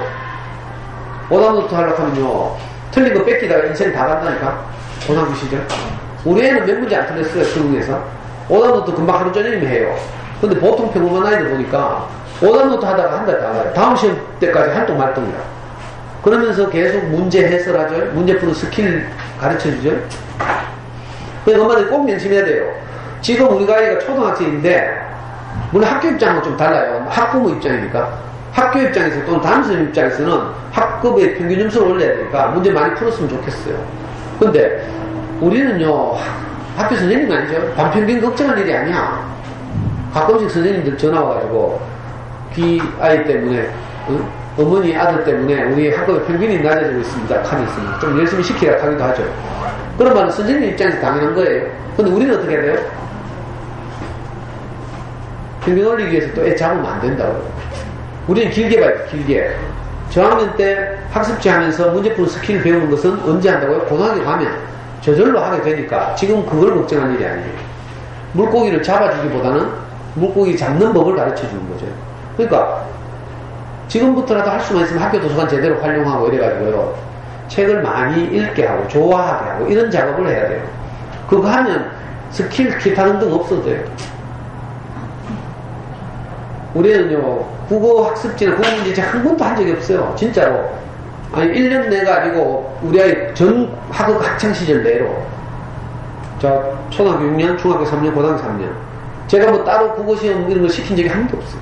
그냥 책만 꾸준히 읽었어요. 고등학교 1학년 딱 가서 첫 모의고사를 딱 쳤는데 우리 아이가 다니던 고등학교 1학년이 610명이었어요. 그 당시에 610명의 아이들 가운데 저는 우리 아이가 좀 전에 서서히 이제 에스컬레이터 될 줄 알았는데 고등학교 1학년 때 600명 중에 3등을 했어요. 저는 이 정도 할 줄 몰랐거든요. 내신 관리도 아니고 이랬기 때문에 저는 수능을 목표로 이제 서서히 끌어올린다는 생각을 했어요. 근데 고등학교 1학년 때 벌써 601명 중에 3등을 했어요. 근데 그 중에서 제일 나쁜 점수가 국어 점수였어요. 국어 점수만 2등급이었어요. 그 당시에 82점인가 이렇게 나와요. 수학 100점, 영어 98점인데 첫 모의고사에서. 근데 제가 딱 예상을 했죠. 아, 얘는 문제풀이를 안 해서 그렇다. 스킬을 배우지 않아서 그렇다. 근데 앞으로 3년 동안 어떻게 해요? 계속 모의고사 치고 문제 풀고 모의고사 치고 문제 풀고 중간기말 하죠. 당연히 성적이 올라갈 거라고 생각했어요. 왜냐하면 우리 아이처럼 책을 좋아하는 애가 잘 없으니까 성적은 당연히 올라갈 것이다. 그렇게 생각했어요. 실제로 시간이 지날수록 성적이 올라갔어요. 고등학교 1학년 지나고 나서는 한 번도 1등급 밑으로 떨어진 적이 없어요. 심지어는 어머니에게 제가 확신을 주기 위해서 한 예를 드는데 우리 아이가 작년에 문과 아이들 중에 가장 어렵다고 하는 시험 로스쿨 입문시험을 쳤어요. 저는 우리 아이가 어릴 때도 로스쿨 가서 법률가가 되라고 옛날부터 법대를 보내고 싶었어요. 근데 이제 법대가 없어지고 로스쿨이 들어왔죠. 그게 무슨 신이 제 욕심을 방해하나 이런 생각이 들더라고. 법대를 보고 싶은데 보내고 싶은데 법대가 없어져가지고 할 수 없이 경영대학 간 거예요. 문과에서 갈 데가 없잖아. 그래서 뒤늦게라도 이제 학부 졸업하고 로스쿨 가라고 계속 잔소리 했거든요. 근데 우리 애는 로스쿨에 관심이 없어요. 자기는 글로벌 기업에 가겠대. 그래서 국제적으로 놀겠다는 거죠. 한국에서 살기 싫대. 요즘 한국을 보고 뭐 애들이 막 헬조선하고 막 뭔가 비리가 난무하고 막 그죠? 뭐 흑수저 금수저 해사고 뭐 이렇게 하니까 우리 애도 아예 한국을 떠나겠다고 글로벌 기업 가겠다고. 근데 아빠가 하도 하니까 작년에 저는 몰랐는데 여름에 8월달이었어요. 일요일날 제가 교회 가서 앉아있는데 카톡이 왔어요. 아빠 시험이 와야 돼 시험 넣어 하면서. 근데 무슨 시험 하니까 오늘 로스쿨 입문시험 치고 있다 이렇게 하는 거라고. 그래서 제가 원래 시험 10단은 치고 70점 안 넘이 없다 하면서 초등학교 때는 시험 치고 집에 오죠. 10딱 하면 어떻게 돼요? 70점이요 70점. 이거 난이도를 모른다는 뜻이에요. 근데 공부 잘하는 애들은 어렵다 하면서 그거 틀린지 맞는지 모르겠다 하고 막 이런 애들은 95점 아니면 100점입니다. 대부분 이래요. 우리가 로스쿨 입문시험 치고 시험이 와야 돼 시험 넣고 하더라고. 그래서 네가 진짜 공부를 안 했구나 내가 이렇게 생각했어. 그랬더니 얘가 삐짐 해가지고 있잖아요. 나중에 보름인가 20일 후에 인증샷을 보내왔어요. 그 로스쿨 입문시험은 수능을 출제하는 기관, 그 수능 교육과정, 한국 교육과정 평가원이라고 거기서 로스쿨 입문시험을 주관하는데 딱 두 과목 쳐요. 두 과목. 로스쿨 입문시험은 언어 이해하고 논리 추론 이 두 과목. 각 문제당 35문제 나와요. 근데 작년에 보니까 로스쿨을 가려고 하는 문과 최상위권 중에서 뭐 그죠? CPA 하거나 다른 뭐 행정공사 하거나 이런 애들 빼고 유학 가는 애들 빼고 공부 좀 하는 애들 다 로스쿨 가려고 할 거 아니에요. 7,500명이 시험을 쳤어요. 근데 문제는 이 시험은 로스쿨 입문시험은 교과서가 없어요. 이 뭐야 언어 이해 논리 추론 두 과목을 치는데 교과서가 없어요. 세상에 교과서가 없는 시험이 있다니까. 그럼 어떻게 해요? 이 청년이 지금까지 어떻게 자라왔는지를 그냥 한 방에 평가하는 거예요. 따로 뭐 벼락치기 교과서 준비해서 되는 게 아니에요. 어릴 때부터 20몇 살 될 때까지 독서력은 어떤지 논리적 사고 능력이 어떤지를 딱 평가하는 거예요. 근데 우리 아이가 작년에 7,500명 중에 120등을 했어. 성적은 너무 아깝죠. 서울대 로스쿨 정원이 160명이에요. 연고대 로스쿨 각각 120명. 성균관대에서 가는데 80명. 최소한 이 5 메이저 로스쿨을 갈 수 있다는 점수잖아요. 물론 로스쿨 입문시험 점수만 가는 건 아니고 학점, 공인 외국어 성적, 면접 이런 게 있어요. 근데 얘는 안 간다네. 그리고 지가 하는 말이에요. 카톡을 또 보내왔어요. 자기가 어릴 때는 아빠 따라서 맨날 서점 다니고 아빠가 시키는 대로 수학 공부한 것이 너무 힘들었지만 이 시험을 딱 쳐보니까 정말 아빠가 시킨 대로 한 것이 정말 위력이 딱 하더라. 아빠 강의 때 가서 좀 써먹으러 가요. 아니, 놀라운 성적이에요. 아무 준비도 안 했어요. 갈 생각이 없으니까. 근데 7,500명이 120등 했어요. 무슨 말인지 알아요? 어린 시절 책 읽기가 평생 간다는 뜻이에요. 그냥 단순히 2학년 기말고사에서 뭐 국어 몇 점 맞냐 이 문제가 아니라고요. 평생 가요, 평생. 논리적 사고 능력이 있는데 평생 간다니까. 우리 애는 아무 학원도 안 다녔다고 했어요. 특히 국어는 아무것도 안 했어요. 그냥 책만 읽었어요. 좋은 논리책 많아서 많이 읽었다고 할 수도 없어요. 물론 보통 애들이 많이 읽었지만 저는 양을 강조하는 게 아니고 질을 강조하는 어떤 책을 읽어야 돼, 어떤 책을. 근데 많은 대부분의 우리 전문 엄마들이 여기서 실패하는 거야. 유아기 때 보면요, 엉뚱한 책 읽고 있어. 뭐 읽는 줄 알아요? 위인전. 무슨 과학 전집 이런 거 있죠. 이놈의 전집 문화가 한국을 왜곡시키고 있어요, 우리나라를. 이거 서양에는 없는 문화가 우리나라에만 들어있어. 이게 물론 푸르미 아빠가 시작한 건 아니지만 옛날에 제가 예비군 훈련 받으러 갑바에 가면요. 갑바에 가면 예비군 훈련장이 있어요. 예비군 훈련 받고 버스 타고 돌아와요. 젊을 때 30대 때. 그러면 중간쯤 가면 어떤 아저씨들이 타더라. 중간에 타가지고 카탈로그 쫙 펴내더래요. 금성출판사, 삼성출판사 아저씨들이 예비군 훈련 받고 꾸벅꾸벅 졸고 있는 젊은 아빠들한테 막 꼬시는 거야. 이 전집을 읽히면 애들이 너무 공부 잘하게 된다 하면서 외상으로 사인하라 하면 할부로 사모님도 좋아하실 거라고.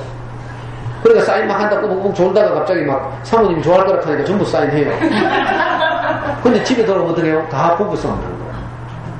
이런 일 많았어요. 거기서 시작한 것이 한국의 전집 문화예요. 근데 이제 여기에 불을 붙인 것이 푸르미 아빠지. 푸르미 아빠 책을 중요하다고, 책 읽기가 중요하다고 푸르미를 유치원을 안 보내고 그 돈으로 전집 사서 읽겠어. 사실 푸르미 아빠 엄마는 어린 책에 대해서 잘 몰라요. 그래서 자기 집에 오는 전집 아저씨한테 전적 의존해서 그 아저씨가 권하는 대로 사서 읽혔대. 알아요? 나중에는 학교도 때려치우고, 고등학교 때인가 학교도 때려치우고, 뭐, 어디 호주가 있고, 뭐, 지금 일본가 있다는 소문을 들었어요.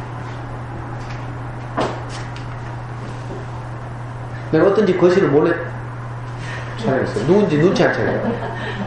아니, 진짜로요. 여기는 어떤, 조야는 어떤지 모르겠는데, 저희 사교육이 막 발달한 이런 데 갈수록 엄마들이 더 불안하다 했죠. 왜냐면 사교육의 영향을 계속 받으니까. 그리고 꼭 동네마다 교원 언니들이 있어가지고, 후배들 꼬신다? 그래가지고, 야, 이거 읽어야 되는데, 이거 안 읽으면 큰일 난대. 너가 바보 된대. 하면서. 교원 언니 미안해요. 아니, 꼭 교원만 그렇게 웅진도 그렇고요. 푸르미 아빠가 그래가지고 또 높은 강의를 받고, 비싼 강의를 받고, 교원 웅진 가가지고 늘 강의를 한다? 무슨 교회 부흥회 하듯이 목 쉬어가지고요. 근데 속 천불 나요. 체육이 중요하다는 건 강조하는데 아주 결정적 기여를 했지만, 아이들로 하여금 전부 이 지식 중심의 체육기를 시킨 거예요. 자, 지식 중심의 체육기를 하게 돼. 전집을 읽게 되면, 물론 명작 전집도 있지만, 저절로 지식 중심으로 가게 돼 있어요. 많이 읽어야 된다, 이게. 많이 읽어야 영재된다. 지금 푸르미닷컴 들어가보면요, 난리예요. 제가 푸르미닷컴 대구 지명장 직접, 제 강의를 직접 들었어요. 여기 진묘동에 와가지고. 제가 진묘동에 3년 동안 매주 금요일 와서 강의했거든요. 진묘동 알아요? 네. 진묘동 가면 한들마을 도서관이나 마을 도서관이 있어요. 거기서 제가 언제더라, 우리 아이 고등학교 때 제가 3년 동안 매주 와서 무료 강의를 한 적이 있어요. 거기 가니까 푸르미닷컴 대구 지부장 왔더라고요. 그거 다 들은 이야기예요. 그래가지고 막 아빠들 허리 부러져 가면서 돈 벌어오는데 전집 막 사재기 시작하는 거죠. 강 큰 엄마들은 한 방에 2천만원, 3천만원씩 도배해요. 그래서 어떻게 됐어요? 이건 책이 아니고 뭐예요? 인테리어 됐죠, 인테리어. 인테리어라, 인테리어. 책 빼면 허전하고, 책 이렇게 계속 보존해 두지만 애들이 어느 정도 초등학교 2학년, 3학년 되면 안 읽어요, 이제. 어릴 때 할 수 없이 읽을 게 없으니까 이거 읽는 애들도 있어요. 가끔 뭐 한우리 한우리가 아니고 뭐 전집 중에 엄마들 좀 좋다 하는 뭐 이런, 예? 동화들 이런 거 좀 읽기도 하고 하죠. 근데 몇 시부터 몇 시까지 뭐 읽어라, 몇 시부터 몇 시까지 뭐 읽어라 이렇게 해요. 아니 여기 보니까 6시에 보고 경제 역사 전집을 읽으래. 사회 탐구 뭐 이런 전집 있죠. 얘가 집에 막 쫙 쌓아놓고 막 있잖아요.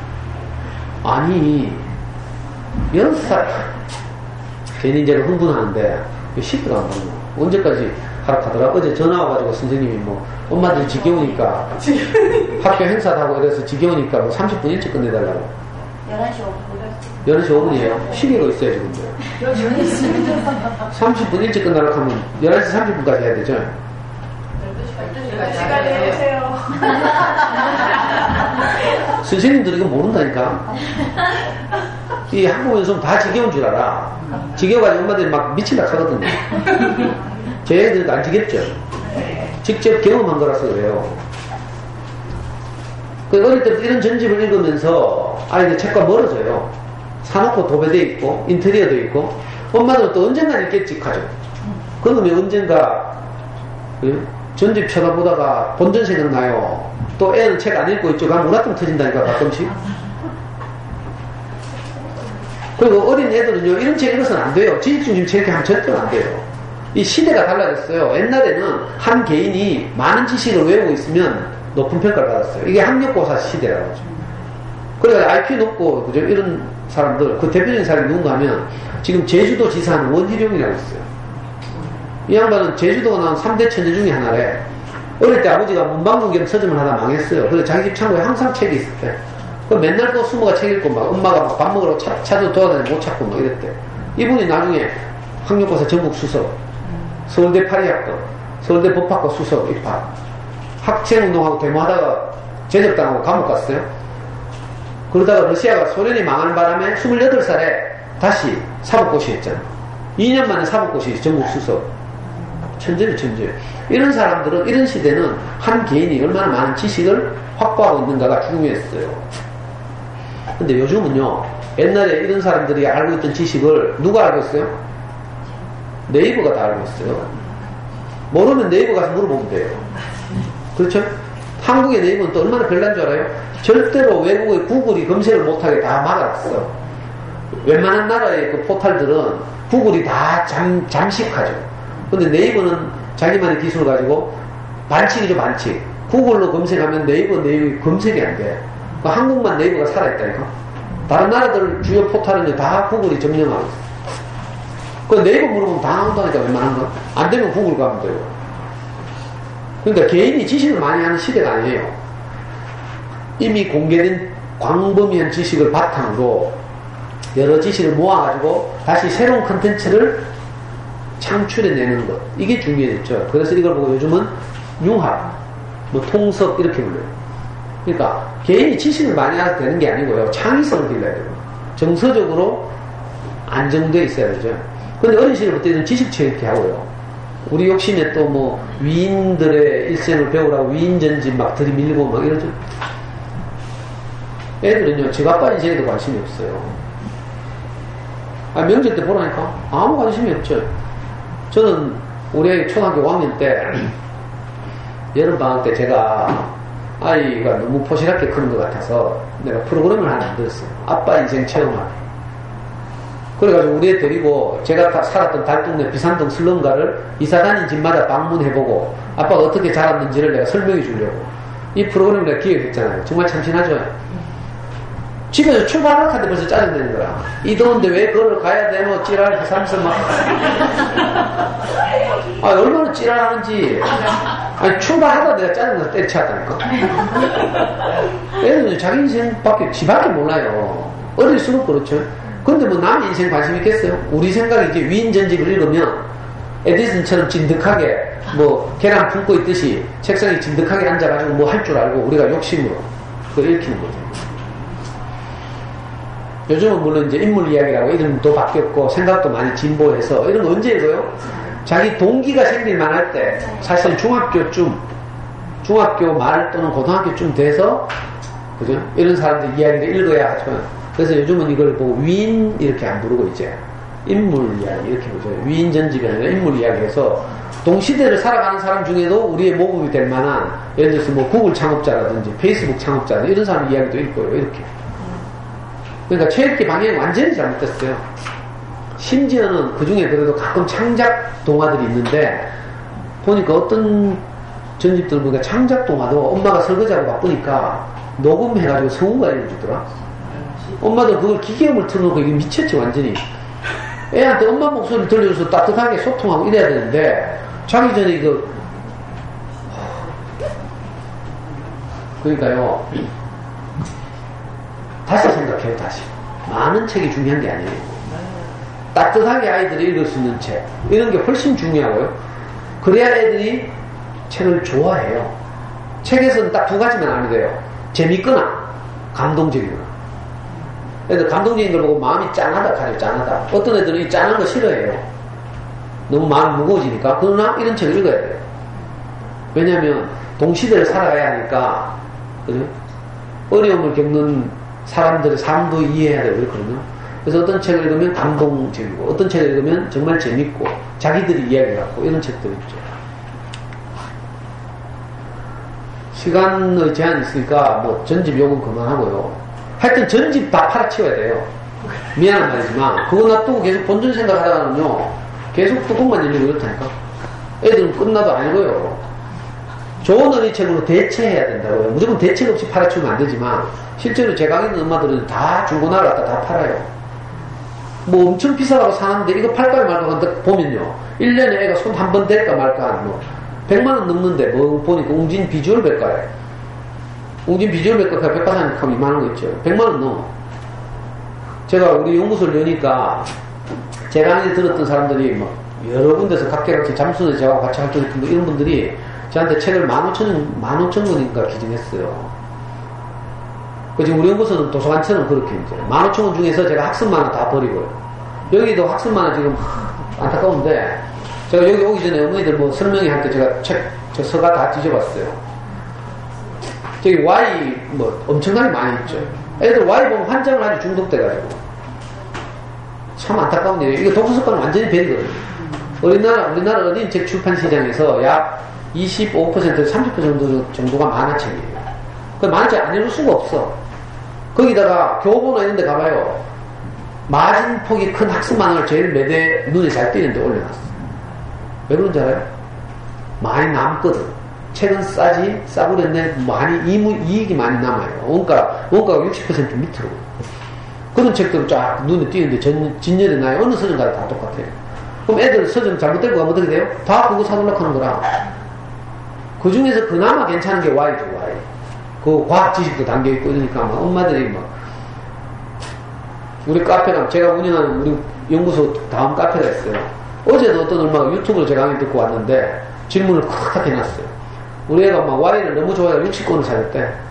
근데 이 Y를 손에서 놓을 줄 모른다더라. 어떻게 하면 좋겠어요?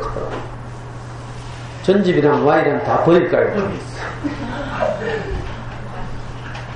엄마는 그래서 저한테 이 질문 많이 해요. 전집 버려야 돼요? 말아야 돼요? 근데 전집을 버리면 그 빈 책꽂이 우연한데 인테리어 효과. 그래서 버릴까 말까를 먼저 생각하지 말고 뭘 해야 돼요? 좋은 어린이책을 먼저 알아야 돼요. 어떤 책이 우리한테 정말 유익한지. 그래서 그 책을 한 권 사야 돼요. 물론 형편에 따라서 어떤 건 도서관에서 빌려 읽어야 하지만 가능하면 책을 구입해서 아예 손 닿는 곳에 두는 게 제일 좋죠. 그렇게 해서 좋은 책이 조금씩 쌓이면 나중에 어떤 일이 벌어진지 알아요? 전집 꼴도 보기 싫어져요. 저절로. 그 좋은 어린이책 없이 전집 버리려고 하니까 갈등이 생기는 거라. 버려야 돼요, 말아야 돼요. 질문이 나오는 거죠. 내가 정말 좋은 어린이책을 만나서 아이가 그 책을 좋아하고 있으면 나머지 책도 어떻게 보여요? 쓰레기처럼 보여요. 그래서 뭐 고민도 안 돼. 책을 아이들이 좋아하게 해야 되잖아요. 좋아하게 해야 되는데 그러려면 가장 먼저는 엄마가 책 읽기가 얼마나 중요한지 알아야 돼요. 그래서 제가 지금까지 그 이야기를 계속 한 거예요. 우리 아이 심지어 로스쿨 시험 치는 그 이야기까지 하면서 책 읽기가 아이의 평생을 가요. 이거 꼭 기억해야 돼요. 어릴 때 엄마들이 공부 못해도 괜찮은데요. 소설책이라도 많이 읽은 엄마들은 언어 구사력이나 이런 게 훨씬 뛰어나고 글을 잘 써요. 소설책이라도 많이 읽은 엄마들은.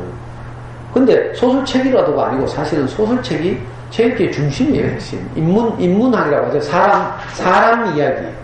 이게 모든 책 읽기의 핵심이죠. 근데 사람 이야기.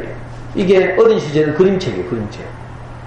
그림책으로 시작해서 동화책, 동화 성장 소설, 성인 소설. 이게 책 읽기의 중심 줄기가 돼야 되죠. 이런 책을 꾸준히 하다 보면요, 저절로 사회나 역사나 과학이나 이런 데 관심이 넓어져요. 왠지 알아요? 좋은 책에는 여러 가지 장치가 숨어 있어요. 관심을 불러일으키는 어떤 것이 숨어 있다니까. 링크라고 하죠. 하이퍼링크. 어떤 책을 읽다 보면 다른 영역에 관심이 생겨요, 책은. 제가 어릴 때 우리 애한테, 저는 이제 운동부 출신이라고 했죠. 그때 당시에 유명한 이제 시가 하나 있었는데, 그 운동권 시인이 쓴 시가 있어요. 제주도 1943년부터 45년 사이에 제주도에서 큰 사건이 일어났죠. 제주 4.3 항쟁이라고 불러요. 우리나라 경찰들과 미군이 제주도를 포위해가지고 제주도민의 3분의 1을 죽였어요. 알아요? 이걸 뭐 제주 4.3 항쟁, 지금 제주 4.3 사건 이렇게 불러요. 왜냐하면 그때 이제 해방 전후를 이렇게 시점으로 해서 좌파 우파의 대립이 심했죠. 제주도가 좌파들이 많았어요. 그래가지고 이제 그 한라산에 숨어들고 이래가지고 이제 그 지리산으로 말하는 빨치산 같은 이런 저항 운동이 일어나니까 국방군들이 투입돼가지고 다 죽이고 막 이랬지. 이게 제주도 4.3 사건이에요. 물론 지금까지 우파 정부에서는 이걸 숨기고 있었죠, 전부 다. 근데 이게 점점 드러나가지고 지금은 정부에서도 이제 4.3 사건 희생자들을 위로하고 공식적으로 이렇게 하죠. 자, 이런 사건이 있어요. 우리 역사 시간에 안 배웠어요. 근데 제가 우리 아이 좋은 책을 읽어주다 보니까 제주도에 나온 어떤 소설가 현기론 선생님이라고 있어요. 유명한 소설가인데 현기론 선생님이 자기 어린 시절 제주도에 사는 거야. 그때 그 4.3 항쟁 할 때가 현기론 선생님이 초등학교 4학년 때였어요. 그 이분이 어린이 책으로 이 4.3 항쟁을 어린이 버전으로 동화책을 3권을 연작을 냈어. 지금도 생각나는 제목이 그 중에 두 번째 책 제목이 나는 그때 11살이었다. 11살 때 막 이상한 일이 막 일어나고 있잖아요. 막 친척들이 죽고 막 이런 일이 있은 거예요. 그러니까 어린이 책이지만 내가 우리 아이한테 그걸 읽어주다 보니까 자연스럽게 우리 아이가 제주 4.3 사건에 대해서 관심을 가지는 거죠. 이게 무슨 사건인데 아빠 하면서. 그죠? 전혀 정규교육과에서 가르치지 않던 그 당시에는 그랬거든요. 그러니까 할 수 없이 제가 또 딸아이한테 공부해서 설명하고 이렇게 되죠. 관심이 넓어져요. 동화책이나 그림책을 읽다 보면 특히 저학년들은 그림책 많이 읽어야 돼요. 그 엄마들이 책에 대해서 얼마나 중요한지를 알아야 돼요. 평생 간다 이걸 알아야 돼요. 모든 공부의 기본이다. 수학 공부하려해도요. 책 읽기 안 돼 있으면요. 문장지문이 못 풀어요. 서술형 문제 어떻게 접근할지 몰라. 영어도 마찬가지예요. 영어도요, 결국은 말만 영어로 되어 있지, 내용은 뭐예요? 이걸 어떻게 이해하고 있는지를 물어보는 거죠. 지문 밑에 문제가 딸려서. 그 영어 공부도 잘하려고 하면 우리말 책 읽기 잘하면 돼요. 물론 영어만 한다면 뭐 영어책 많이 읽으면 되죠. 근데 꼭 영어책 아니라도 우리말 책 많이 읽어도요, 영어 잘하게 돼 있어. 우리 아이가 그런 경우예요. 우리는 우리말 책 많이 읽었죠. 잠순에 엄마표 영어 하면서 DVD 많이 봤어요. 그러니까 우리말 책과 DVD 본 게 결합 딱 돼가지고, 그죠? 아주 뭐 순탄하게. 수능 영어 만점 맞는 건 1도 아니에요. 나중에 내년에 또 불러주시면 제가 엄마표 영어에 대해서 한번. 아니면 우리 그 대구 부모교연구소 한번 다음 카페 들어오시면요. 제가 다른 학교에서 엄마표 영어 강의한 동영상이 그대로 올라가있어요. 한번 보세요, 나중에. 그럼 사교육, 영어 공부하려면 진짜 사교육 많이 들거든요. 학원 보내려고 하면. 조야동은 학원 없죠? 있어요? 그러니까 진짜 좋은 곳이니까. 엄마표 영어하기에 천혜지요. 왜? 주변에 좋은 학원이 있으면 엄마들이 하다가 흔들려.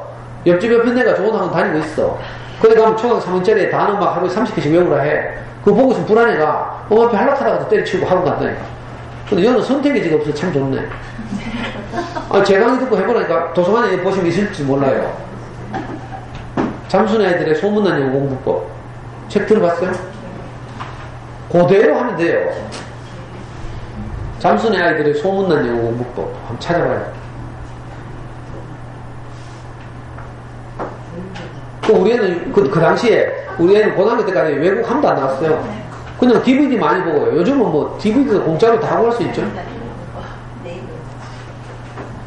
그리고 진짜 좋은 조건이 애들한테 책을 읽을 여유가 있어요. 책을 읽을 여유. 보통 학원과 밀집한 지역의 엄마들은 책 읽기 좋아하는 줄 알아요? 근데 어떻게 하죠? 이 학원 가고 다음 학원 갈 때 1시간 비어. 요때 책 읽으러 가는 거야. 이건 책 읽기가 아니에요. 게임은 그때 할 수 있어. 근데 책 읽기는요, 몰입하는데 시간이 필요해요. 게임에서 오는 재미, 축구에서 오는 재미하고 좀 달라서 그죠? 빠져드는데 시간이 필요해요. 빠져들만 하면 다음 학원 가야 돼. 그러니까 애들 대부분 뭐예요? 책을 스키핑 한다. 건성으로 읽기. 막 페이지 빨리 대충 넘기고 있고요. 그리고 별로 집중 안 해도 되는 만화 읽고. 그러니까 책을 읽는 여유가 있어요. 저녁 물리고, 저녁상 물리고, 텔레비 끄고, 엄마들 연습국 보면서 애 책 좋아하기 어려워요. 결단이에요, 결단. 우리 와이프도 보니까 매번 그럼 연습국을 바꿔가며 본다? 안 봐도 될 걸 막 골라가면 뭐 일부러 막. 저는 그래가지고요, 우리 와이프 때문에 어릴 때 우리 집에 텔레비를 없앴어요. 텔레비 없애고 애 책 읽었다니까? 왜? 텔레비 있으면 우리 아빠 계속 텔레비 보더라고, 연습국. 저는 운동부 출신이라서 옛날부터 교육을 받았어요. TV는 바보 상대다. TV를 통해서 막, 그죠? 독재 정권이 프로스포츠에 우리 매료시키고, 아빠들. 그러니까 전부 프로야구 보고 있죠. 민주주의는 망해가는데 전부 프로야구 보고 있었어요. 옛날에 1980년대. 그러니까 저는 이런 이제 좌파 출신이라서, 일부러 텔레비 없앴다니까. 지금도 잠순에서 많이 그렇게 해요. 텔레비를 거실로 쳐박고, 아빠 꼭 야구 보고 싶으면 안방에서 보시라 하고, 거실을 어떻게 도서관 하는 걸 서재화. 테이블 깔고, 거기서 보드게임도 하고 아이들하고, 수학 교과 같은 거 놀고, 책도 보고, 잠수는 영어도 하고. 그 책을 읽을 여유를 확보해야 된다, 이런 말이에요. 그리고 그 다음에 좋은 책이 있어야 되죠. 도서관에서 빌리든지 사든지 좋은 책이 있어야 돼요. 좋은 책이, 어떤 책인지 잘 모르겠죠. 제가 오늘 제한된 시간에 다 말할 수가 없으니까, 자, 우리나라에서 가장 권위 있는 어린이 책, 좋은 어린이 책을 잘 분별해서 추천하는 사이트가 있어요. 어린이 도서연구회. 어린이 도서연구회. 네이버에서 검색하시면 돼요. childbook.or.kr. 어린이 도서연구회. 여기 가면요, 어린이 책 전문가들이 30년 전부터요, 좋은 어린이 책을 잘 선별해서 다 읽어봐요. 직접 읽어보고 추천하고 그 목록 작업을 지금 계속 해왔어요. 그래가지고 몇 년 전에는 그 어린이 도서연구회 창립 20주년 기념으로, 그죠? 지금까지 나 한국에 있는 모든 어린이 책을 다 읽어가지고 정리해놨어요. 거기 보면요, 만화도 진짜 읽어야 될 만화들이 있어요. 학습 만화 말고, 조잡한 만화 말고, 애들 가지고 생각하는 힘을 키우는 만화, 또는 뭐 장애나 인권 차별에 관한 만화, 뭐 이런 거 있거든요. 그런 만화책부터 시작해서 그림책, 동화책, 뭐 다 정리되어 있어요. 어린이 도서연구회. 가시면 엑셀 파일로 다운받을 수 있어요. 자, 이것도 귀찮으면 우리 카페 오시면 제가 그걸 다운받아가지고 다시 올려놨어요. 네. 일일이 찾기 싫으면 우리 카페 들어오시면 돼요. 다음 카페 대구 부모연구소 들어오시면, 잠수여행 할 때 어떤 DVD를 볼까 모르시죠? 우리 카페 오시면 다 정리해놨어요. 그리고 다른 제 잠수여행 엄마표 영어 동영상 강의를 보시면 이놈의 DVD를 어떻게 불법으로 구하는지 이런 것까지 내가 다. 엄마들이 또 착해가지고 DVD를 산다? 사면 절대로 안 돼요. 왠지나 사면 자막 선택 기능이 있어요. 엄마들 없을 때 애들이 다 자막 봐요. 절대 DVD 사서 할 수는 없어요. 이거 영어 시간은 아니지만 어떻게 해요? 불법으로 다운받아. 불법 영어니까 뭐 불법인지 뭐. 예를 들어서 위디스크 그 영화 다운받는 사이트 있죠. 그런데 가시면 또 외국 영화 다운받을 수 있어요. 예를 들면 영어로 된 거 뭐 요즘 뭐 나오노? 마이 리들 자이언트 알아요? 내 친구 꼬마가 이거 정말 재밌는 책이거든요. 영국의 로알드 달이라는 소설가가 쓴 로알드 달 책도 다 재밌어요. 여기 보시면 있을지도 몰라요. 시공준이라는 출판사에서 주로 번역돼가지고 제일 대표적인 게 찰리와 초콜릿 공장, 마틸다, 제임스와 슈퍼복숭아, 이런 걸 쓴 세계적인 작가죠. 로알드 달. 그분의 작품이 내 친구 꼬마 거인이라고 시공준에서 번역돼놨어요. 그게 지금 개봉 영화로 마이 리들 자이언트 들어봤어요? 우리 애가 서울에서 내한테 하더라고. 마이 리들 자이언트 아빠 개봉한다 하면서. 그게 뭔데? 하니까 왜 어릴 때 내가 읽었던 좋은 재밌는 책 있잖아 하면서. 그게 내 친구 꼬마 거인으로 번역되어 있죠. 이런 책, 이런 DVD 다운받아요. 다운받으면 동영상 파일 1개하고 자막 파일 1개하고 2개가 다운돼요. 자막 파일 찍으면 돼요. 자막 파일 끝에 뭐라고 적혀있어요?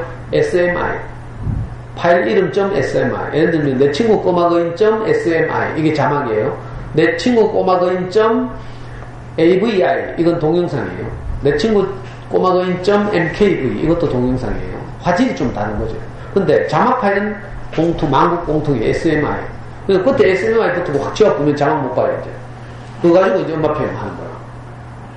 물론 어린 애들은 더 낮은 단계의 DVD를 다운받아야 되고, 어떤 걸 애들이 정말 좋아하는지, 또, 그죠? 이걸 레벨별로, 목록별로 정리해놨어요. 2학년, 3학년, 4학년, 5학년, 6학년, 이렇게. 나중에 강의 끝나고 집에 가시면, 우리 카페 한번 들어보세요. 그런 자료들 다 있어요. 그리고 저학년이라면 엄마들이 책을 읽어줘야 돼요. 많은 엄마들 애들 한글 안다고 네가 읽어 이렇게 한다. 근데 해보면 떠듬떠듬거리죠. 왜 그런가 하면 책 읽기와 한글을 아는 건 완전히 다른 문제예요. 우리가 영어 알파벳을 다 알지만 영어 책 읽기는 굉장히 어렵잖아요. 똑같아요. 그래서 가능하면 아이들이 그만할 때까지 읽어줘요. 언제 애들이 그만하는가 하면 엄마가 읽어주는 목소리가 지가 눈으로 읽는 것보다 훨씬 느릴 때 답답해가지고 애들이 책 뺏어가요. 그때부터는 지가 읽어줘요. 그 전까지는 계속 읽어줘야 돼요. 이것도요, 저만의 이야기가 아니고, 그 전문가들이 옛날에 KBS에서 다큐멘터리 했어요. 학교란 무엇인가 10부작. 다큐멘터리 했는데, 그 10부작 다큐멘터리 7부작에 이 이야기가 나와요. 책 읽어주기가 책 읽기를 좌우한다. 엄마는 설거지 해야 되고, 동생 돌봐야 되고 이러니까, 네가 알아서 읽어 이렇게 하지만, 제가 아이들하고 그림책 가지고 우리 초등학생들 인문학 수업을 우리 연구소에서 하는데, 애들 책 읽으라 해보면요, 저학년들은요, 정말 어려워해요. 떠듬떠듬거리고요. 저자의 그 의도를 읽어야 되고요, 행간의 숨은 뜻도 읽어야 되고요, 그 그림의 분위기나 이런 걸 다 고려하면서 읽어야 되거든요. 그거 쉽지 않아요. 어른들은 이제 이걸 할 수 있으니까, 그러면 우리 애가 책 읽기 수준은 예를 들어서 7세라 하더라도, 엄마가 읽어주면 10세까지 소화할 수 있어요. 엄마가 그런 걸 종합적으로 고려해서 읽어주니까. 그래서 저학년일수록 책을 읽어줘야 돼요. 뺏어갈 때까지. 힘들죠? 목 아프죠? 어떻게 해요? 아빠의 도움을 청해요. 그래서 교대를 읽어주는 거예요. 그래서 아빠도 교육시켜야 돼요. 미안한데. 아빠들은 돕고 싶어도 자녀교육에 개입할 여지가 없어요. 엄마들이 다 물리치니까. 방해가 되니까, 늦게 열심히 하는데 가면요, 아빠들이 다 늦게 퇴근하기를 바래요. 저녁 먹고. 왜? 그 시간에 자기가 애하고 뭐 해야 되니까. 잠순이 하는 엄마들은 대부분 그러신 거예요.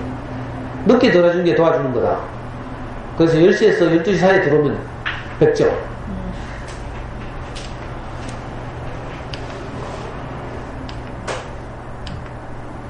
우리 연구소에 책 읽고 있는 애들이에요. 이제 시간 다 됐죠. 책을 한 권 한 권 소개해도 사실 책 한 권 가지고 제가 1시간 이상 말씀드릴 수 있기 때문에 너무 시간이 많이 걸리고요. 그래서 진짜 좋은 어린이 책 어떤 건지, 이거 객관적으로 보면요, 교보문고에서 언제부터 2006년부터 올해까지 교보에서 가장 많이 팔린 어린이책 목록이에요. 왜냐하면 2006년에 교보가 전산화됐거든요. 통계에 잡힌 이후로 이런 책들이 가장 많이 팔린 책이에요. 여기 보시면 거의 다 좋은 어린이책이에요. 자, 이거 참고하시라고. 이거 찍을 필요 없어요. 이것만 사주고 말겠다 이렇게 생각하면 절대로 안 되고요. 제가 객관적으로 이런 책들이 좋은 책이다 이걸 보여드리고 이제 이런 책들을 소개하려고 하는 거거든요. 자, 이 교보에서 잡힌 거예요. 자, 이건 이제 애기 엄마들이 많이 사기 때문에 그렇고요. 책 먹는요, 이거 도서관에 엄청 많은 책이죠. 주니어 김영사에서 나온 책이에요. 이게 사와쿵, 일본의 그림책이죠. 강아지똥, 이거 유명한 책이에요. 안동 출신의 권정 선생님이 쓰신 책이죠. 이거 잘 보시면 이런 책들이 가장 많이 팔린 책이에요. 여기 15분의 샬롯의 거미줄이 있어요. 이건 전 세계에서 모든 어린이책을 통틀어서 가장 많이 팔린 책이 뭐냐면 딱 한 권을 꼽으라면 샬롯의 거미줄이에요. 4천만 부 이상이 팔렸대. 알아요? 샬롯의 거미줄? 돼지하고 거미하고 우정을 따른. 이거 시공주니에서 번역돼서 나왔죠. 자, 인터파크의 통계 베스트 10인데 인터파크는 전산화가 몇 년 일찍 됐어요. 교보보다. 여기 보면 다 중복돼요. 순위는 좀 다르지만 강아지똥 유명하죠. 우리나라 그림책으로는 최초로 100만 부 이상 팔린 책이 강아지똥이에요. 최초로. 최근에 100만 부를 돌파한 책이 5년 전인가 6년 전에 나온 구름빵이라는 그런 책이 있어요. 자, 앤서니 브라운이 돼지책 이것도 유명해요. 그 가사노동이 시달리는 엄마 이야기를 이 돼지 가족의 예를 빌려서, 그죠? 마다오나 남탁이 유명하죠. 워낙 유명해서 이제 애니메이션으로 제작되고 이런 책이죠. 이건 중고학년용 책이에요. 찰리와 초콜릿 공장, 아까도 말씀드렸다시피 로알드 달의 대표적 작품이고요. 엄마표 영어를 하게 되면 애들이 정말 좋아하는 영화 중에 하나가 찰리와 초콜릿 공장이에요. 환상적인 이야기죠. 우리가 꿈꾸는 세계를 그리고 있어요. 엄마들로 말하면 모든 집의 가재도구가 다 금으로 되어 있으면 좋겠죠. 애들 꿈은 뭔가 하면요, 모든 것이 과자나 초콜릿이면 좋겠어요. 실제로 영국의 어떤 초콜릿 공장이 있잖아요. 그죠? 어떤 유명한 초콜릿 공장이 모든 기계나 이런 게 다 초콜릿을 되어 있어요. 만지면 다 초콜릿이라고. 그런 공장이 있어. 애들이 너무 가보고 싶어 하는 곳인데, 이 회사에서 마케팅을 하잖아요. 전 세계 딱 4명의 어린이에게 이 공장을 초대하는 공장으로, 초콜릿 공장으로. 근데 그걸 초대받으면 어떻게 해야 돼요? 초콜릿을 사 먹어야 돼요. 그 랜덤으로 초대권 4장이 초콜릿 속에 숨어 있어요. 근데 영국에 정말 가난하게 사는 이 찰리라는 꼬마가 초콜릿 사 먹을 돈이 없는데 뭐 우여곡절한테 초콜릿을 사 먹었는데 거기에 골든 티켓이 딱 있잖아요. 그리고 이 아이가 초콜릿 공장에 초대받아 가서 일어나는 이야기. 진짜 재밌어요. 자, 아까 제가 말씀드렸죠. 엄마 돌아간 영대 이야기. 이건 2학년 3학년 책이에요. 아주 얇아요. 유진과 유진, 이건 이제 고학년용 책이죠. 가방 들어주는 아이, 이건 장애에 대한 책이에요. 고정욱 씨가 장애인이거든요, 지은이가. 그래서 이분은 항상 장애와 차별에 대한 동화책을 계속 만들어내요. 이 유명한 책들이죠. 자, 이런 책들을 애들이 만나게 되면 또 엄마가 읽어주다 보면 애들이 책을 좋아하게 돼 있어요. 책 자체가 질이 다르고요. 수준이 달라서요. 이 지식은 아무것도 없어요. 근데 애들이 좋아한다니까.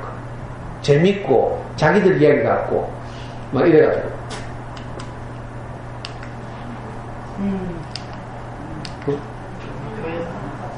자, 이건 미국의 어떤 목사가 쓴 책이에요. 아이들의 자존감을 높여주기에 가장 좋은 그림책. 너는 특별하다. 세상의 모든 사람들이 아이들을 옳고 그름으로 판단해요. 맞죠? 잘하는지 못하는지, 예의 바른지, 인사를 잘하는지 이렇게 다 판단하지. 어디 가든지 그래요. 그죠? 이런 세계에서 이 나무로 비유된 나무 인형들의 이야기인데, 그죠? 여기 가면 항상 잘한 놈한테는 금빛 별표를 붙여주고, 못한 아이들한테는 잿빛 점표를 붙여줘요. 그래서 아이들마다, 나무 인형들마다 전부 뭐 잿빛 아니면 금빛으로 치릉치릉하죠. 많은 사람들은 잿빛 점표를 많이 받기 위해서 노력해요. 그래서 점표를 떼내고 그 금빛 별표를 많이 받기 위해서 애를 쓰죠. 근데 그것도 피곤한 인생이거든요. 항상 좋은 평가를 받기 위해서. 그게 아니라 평가 없는 게 가장 좋은 거예요. 그런 이야기를 다루고 있어요.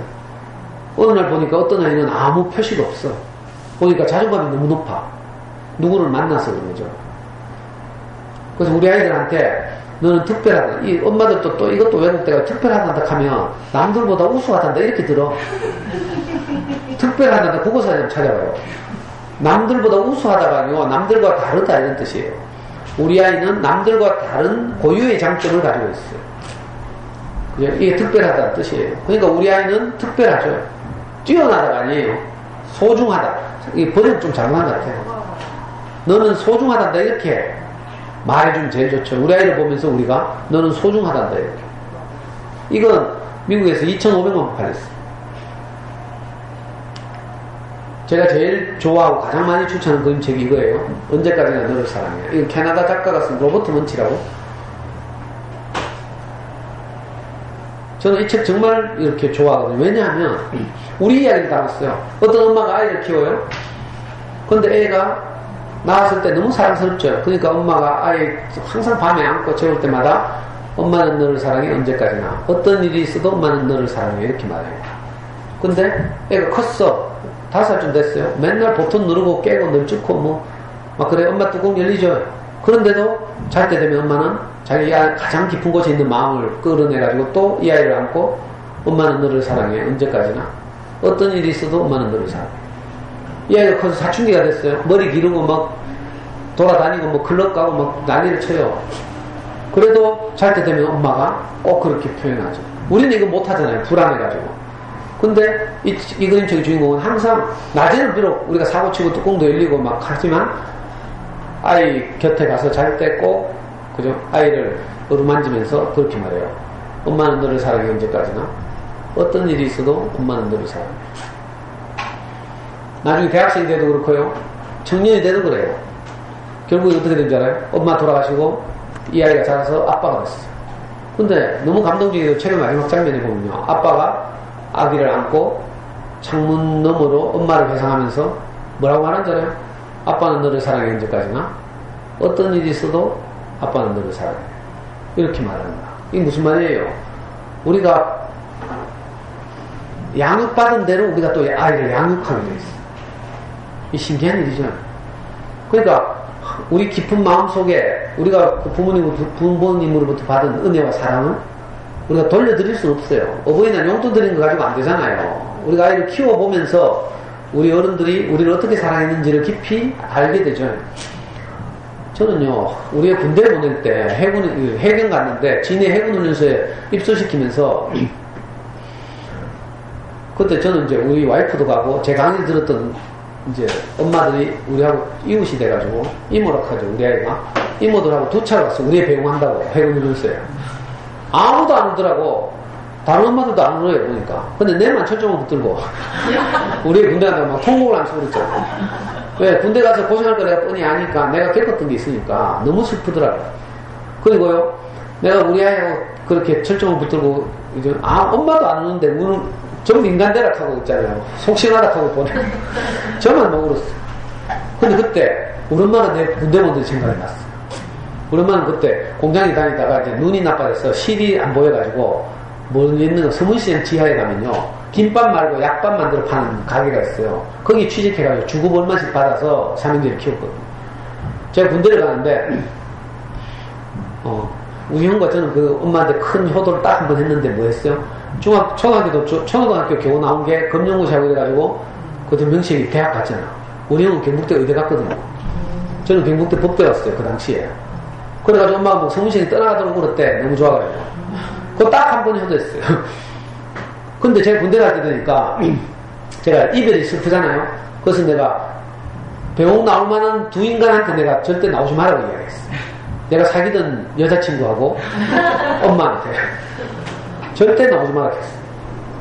근데 내가 사귀던 여자친구는 진짜 안 나왔어.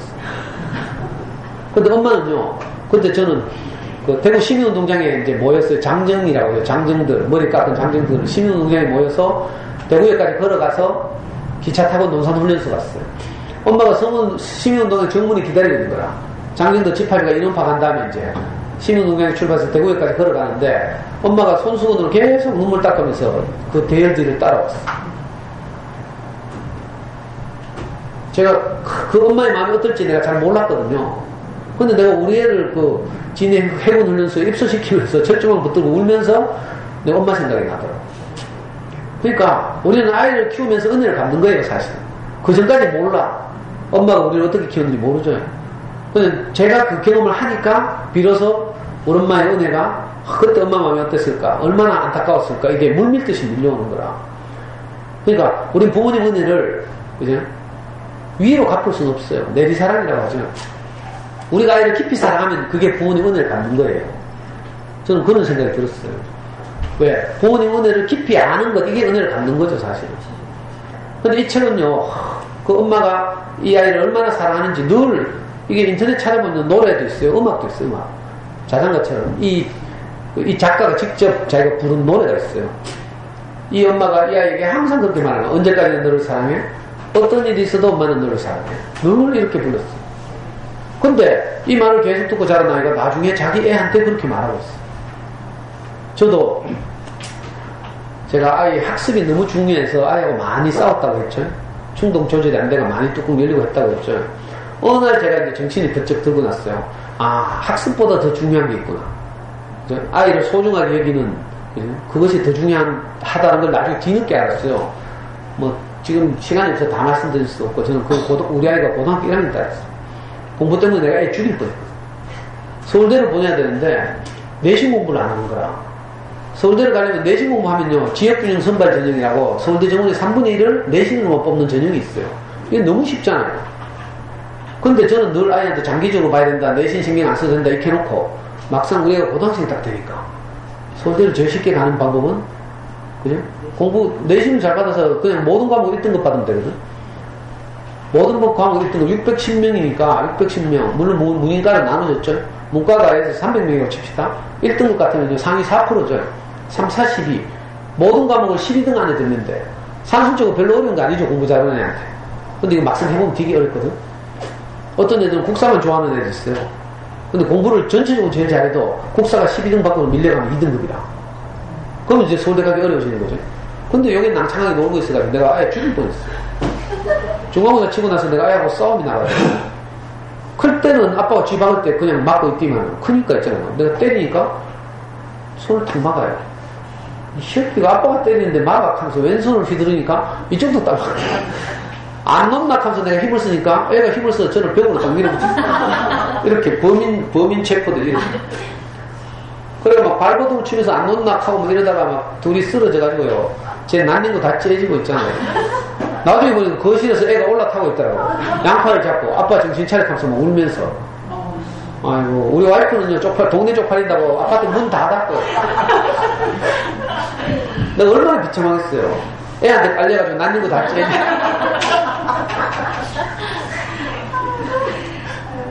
정말 비참했어요. 그때까지 제 가장 중요한 가치관이 뭐였는가 하면 니는 공부 잘하면 아빠가 니를 사랑하고 공부 못하면 니는 아빠 아들도 아니다. 내가 늘 이 생각했어요. 근데 지금 제가 이렇게 간단하게 이야기하지만 정말 저한테는 정말 절망적인 사건이거든요. 아빠의 권위가 다 들어가고 없고 정말 쪽팔린 사건을 겪었어요. 그날 이후로 내가 아이한테 다시는 성적에 대해서 말하지 않게 되고 그리고 소통하기 시작했어요. 그래서 그 결과로 결국 서울대는 떨어졌어요. 내신이 하도 나빠가지고. 발내신이라고, 발내신.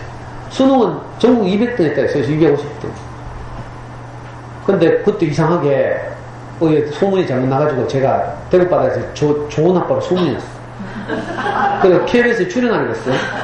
토요 아침 마당에 1시간 동안. 우리 애도 출연 같이 하기로 했는데 이마 쪽팔린다고 안 나간대. 그 녹화도 생방송에 녹화. 마지막에 아나운서가 사회자가 저보고 아드님 녹화방송 보실 테니까 한마디 하라더라고. 근데 제가 이거 전체가 생각났어요. 그래서 내가 카메라를 똑바로 바라보고 녹화지만 낯간지럽지만 제가 용기를 내서 그렇게 말했어요. 사랑하는 내 아들아, 아빠는 어떤 경우에도 너를 사랑한다. 지금 생각해도 제가 잘했다고 생각이 돼요. 그리고 지금도 그 마음이에요. 어릴 때는 그렇게 맨날 싸우고 찌르고 때리고 아빠 죽었으면 좋겠다 하던 놈이 요즘 어떤지 알아요? 돈이 필요하면 엄마한테 카톡해요. 근데 위로가 필요하면 저한테 카톡해요. 자소서 쓰잖아요. 자소서 교정해달라고 저한테 지가 쓴 자소서 파일을 보내요. 카톡으로. 그럼 제가 다운받아서 조언하고 또 보내드릴게요. 저도 참 이 자격 없는 아빠였는데 많은 실패를 경험했다고 했죠. 그러면서 좋은 어린이책을 이렇게 아이와 함께 읽어주다 하다 보니까 저도 어떻게 돼요? 좋은 아빠가 되는 거라. 저는 진짜 몰랐어요. 공부만 잘하면 되는 줄 알았어요. 근데 그보다 더 중요한 것이 소통하는 거죠. 어떤 경우에도 내 생각과 아이 생각이 충돌하면 내 생각을 내려놓고요. 왜? 내가 내 생각을 주장하면 아이는 대화의 문을 닫아요. 좀 키워보면 알아요. 제가 로스쿨을 주장하잖아요. 그러면 애가 바로 입을 샷다 마우스예요. 그럼 문 닫고 지방에 들어가고. 그러면 답답하면 너 쟤잖아요. 이게 아닌데 하면서. 그럼 다시 방문 뜨고 들어가가지고 애한테 무릎 꿇고 아빠 잘못했다 하면서. 로스쿨 안 가도 된다 우리 아들. 그래가지고 지금 로스쿨도 안 가게 됐고 지 하고 싶은 걸 하는 거죠. 근데 신기하게도 저하고 점점 가까이 가요 애가. 여러분들도 한번 해보니까 생각이 부딪힐 때 아이의 생각과 내 생각이 다르죠. 그럴 때 항상 내 생각을 접는 거라. 그럼 아이는 내게로 다가와요. 근데 우리가 이게 안 되니까 왜? 불안하니까 이거 잘못하다가 애 지멋대로 되는 거 아니야? 뭐 이런 두려움 때문에 그렇죠. 그렇지 않아요. 용기를 내보라니까. 애가 예를 들어서 아파서 학교 가기 싫다 하잖아요. 엄마들은 학교는 꼭 가야지 이런 생각이 있어요. 그래 막 무슨 개근상 뭐 그래 좋은 거라고 막 악착같이 보내죠. 하루 안 보내보라니까. 엄마들은 여기 하루 안 보내면 다음에 또 안 가라 할 거야 아마. 잘못하면 학교 못 가면 어떡하지? 이래가지고 악착같이 보내죠. 절대 안 그래요. 애는요 누구보다 학교를 소중하게 생각하고 있어.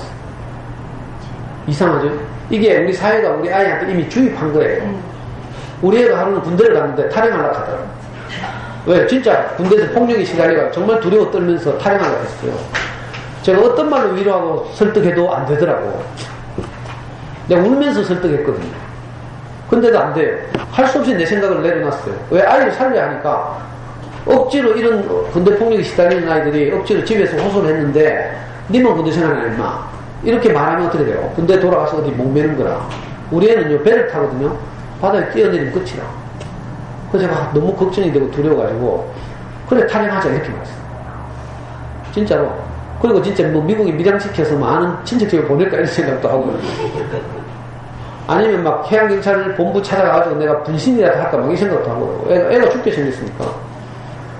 근데 신기하게도 다음날 아침 10시까지는 일어나야 귀대를 할 수 있는데, 오전 10시가 딱 되니까 애 방에서 한숨 소리가 들리더라고요. 에휴, 이렇게 하면서. 이게 무슨 소리예요? 가기 싫지만 가야 된다, 이 소리잖아. 아빠를 부르는 소리예요. 그래, 제가 들어가가지고 다시 애 막 주물러 주고 있잖아요. 같이 울면서 인생이란 내게 오는 잔을 받는 것이다. 제가 제 스스로부터 들은 이야기를 했죠. 어쩔 수 없는 잔이 오면 받는 것이 인생이다. 예수가 바로 그런 분이다. 이런 이야기를 했어요. 그러면서 위로를 했어요. 그랬더니 애가 하는 말에 용기를 내가지고, 그럼 아빠가 태워주면 갈게, 가자. 그래서 제가 4시간 운전해가지고 애 저 서해 바닷가에 귀대시켰잖아요. 그 마지막에 바닷가에서 제가 또 그런 말을 했어요. 어떤 경우에도 절망은 없다. 그래요. 가장 절망적이라 할지라도 거기서 살아날 구멍은 있다. 밤이 가장 깊으면 새벽이 가깝다는 뜻이다. 이런 이야기를 했어요. 그리고 인생은 내가 선택하는 것이 아니라, 물론 짜장면 먹을까 짬뽕 먹을까 이런 선택할 수 있죠. 근데 중요한 건 선택 못해요. 결정적인 거. 출생도 선택 못하고요. 남편도 선택하기 어려워요. 남편 선택해서 결혼한 것 같죠? 선택해가 다 그 뭐 회사 안에 있는 몇 명의 남자들 중에, 아니면 과선배 중에 다 제한적이죠. 내가 마음대로 선택할 수 있을 것 같으면 서울에 올라가서 송중기를 선택하지. 그죠? 그러니까 인생은 원래 내게 오는 환경과 조건을 받아들이는 거죠. 그 울부짖으면서 왜 하필 내게 이런 일이 있을까 해봐야 지만 목 아파요. 저 아이한테 그런 이야기 했더니 우리 애가 용기를 냈어. 그럼 뭐라 한 줄 알아요? 그래, 아빠 죽기 안 됐나 이 카더라고. 그때 내가 얼마나 기쁜지 아이한테 들은 최상의 화답을 했어요. 나는 애가 자살할까 두려운데 아빠는 어떤 경우에도 너를 사랑한다. 그리고 아빠뿐만 아니라 아빠 인생을 이렇게 행복하게 한 그분이 너를 지킬 것이다. 저는 교회를 다니니까요. 제 인생을 이렇게 인도한, 내가 가장 절망적일 때 나를 보호한 그분이 너를 마찬가지로 지킬 것이다. 이렇게 말했어요. 그러더니 애가 그래, 아빠 죽게 하겠네 하더라고. 그 화답이 내게 우레처럼 들렸어요. 아, 우리 아이가 죽지는 않겠구나. 그리고 제가 돌아왔죠. 이런 소통이 어떻게 가능한 줄 알아요? 고등학교 1학년 때 그 절망적 사건을 경험하고 제가 아이한테 가장 많이 한 말은, 아빠는 어떤 경우에도 너를 사랑한다. 이거였어. 여러분들도 한번 해보라니까. 하면요, 다른 거 다 떼치우고 내가 제일 행복해요. 우리 아이는요, 수능 모의고사에서 전국 5등을 한 적도 있어요. 수능 모의고사 전국 5등 참 기쁜 일이죠. 근데 그거보다 더 기뻐요. 아빠는 어떤 경우에도 너를 사랑한다. 이 말을 할 때. 그리고 아이가 그 말을 듣고 구무퇴할 때 가장 기쁘다요. 제가 지금 수많은 책들을 가지고 나왔지만 시간이 다 돼서 여기 마칠 텐데, 그죠? 이 책은 적어도 소장해야 돼요. 그림책 가운데 가장 많이 팔린 책이에요. 3,000만 부 이상 팔린 책. 이 책을 읽으면서 아이들한테 읽어주면서, 아무리 커도 괜찮아요. 읽어주면서 내 마음을 담아서. 우리는 맨정신은 이 말 못하거든요. 엄마는 너를 사랑해. 언제까지나. 어떤 일이 있어도 엄마는 너를 사랑해. 이 말 못하잖아. 근데 이 책을 읽어주면 하게 돼 있어.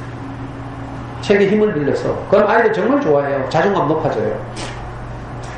정말 아이들이 사춘기 때 어려운 시기가 오면 엄마한테 SOS를 칠 수도 있고, 혹시 엄마가 잘 안 되면 저한테 데리고 오고. 그래서 제 강의 듣는 엄마들이 애들 저한테 많이 데리고 와요, 상담하러. 제가 이 좋은 대표적인 유명한 책들만 이렇게 가지고 왔는데 시간이 없어서 다 소개를 못하고요. 어쩌다 이렇게 시간이 많이 가는지 모르겠는데, 다른 학교에서 제대로 처음 끝까지 한 강의들이 있을 거예요. 대표적인 게 동도초등학교 강의 보시면, 동도초등학교 1학기 때문인데, 제가 지금 원래 초등학교 한 50군데 다녀서 어느 학교인지 잘 모르겠는데, 책 읽기에 관해서는 동도초등학교 강의를 들어보시면 큰 도움이 돼요. 영어에 대해서는 신천초등학교 강의를 한번 들어보시거나. 자, 제가 지금 한 6,000년 동안의 모든 강의가 동영상과 mp3로 제작돼가지고 유튜브와 다음 카페에 다 올라와 있어요. 그래서 검색해서 혹시 좀 도움이 되시면, 자, 다음 카페 알죠? 여기서 대구 부모교육연구소 치시면 들어올 수 있거든요. 아무 부담 없어요. 다음에 정책 때문에 할 수 없이 회원가입만 하면 돼요. 다른 건 아무 조건이 없거든요. 뭐 등업이니 가입 인산이 다 필요 없고요. 그래서 혹시 도움이 될 만한 자료들이 있으면 어머니들 참고하셨으면 좋겠고요. 다음에 또 불러주시면 진짜 사교육비를 현저하게 절약하는 엄마표 영어 공부법, 또 생각하는 힘을 잘하게 하는 수학 공부법 이야기를 할 수 있을지도 모르겠어요. 오늘은 우리 조합초등학교 처음이라 가지고 우리 아이들의 평생을 좌우하는 자녀에게 가장 중요한 덕목이라고 할 수 있는 책을 좋아하게 하는 것, 그죠? 책과 친구가 되는 것. 부족하지만 이 말씀을 드렸습니다. 제 생각보다 많이 나와주셨고요. 담당 선생님 오셔가지고 맥시멈 10명이라 하더라고요. 그래 미리 기대하지 말고 그래. 아파트 밀집 지역 가면요 동도청학년에 가면 200명씩 이렇게 와요. 뭐 난리가 나요.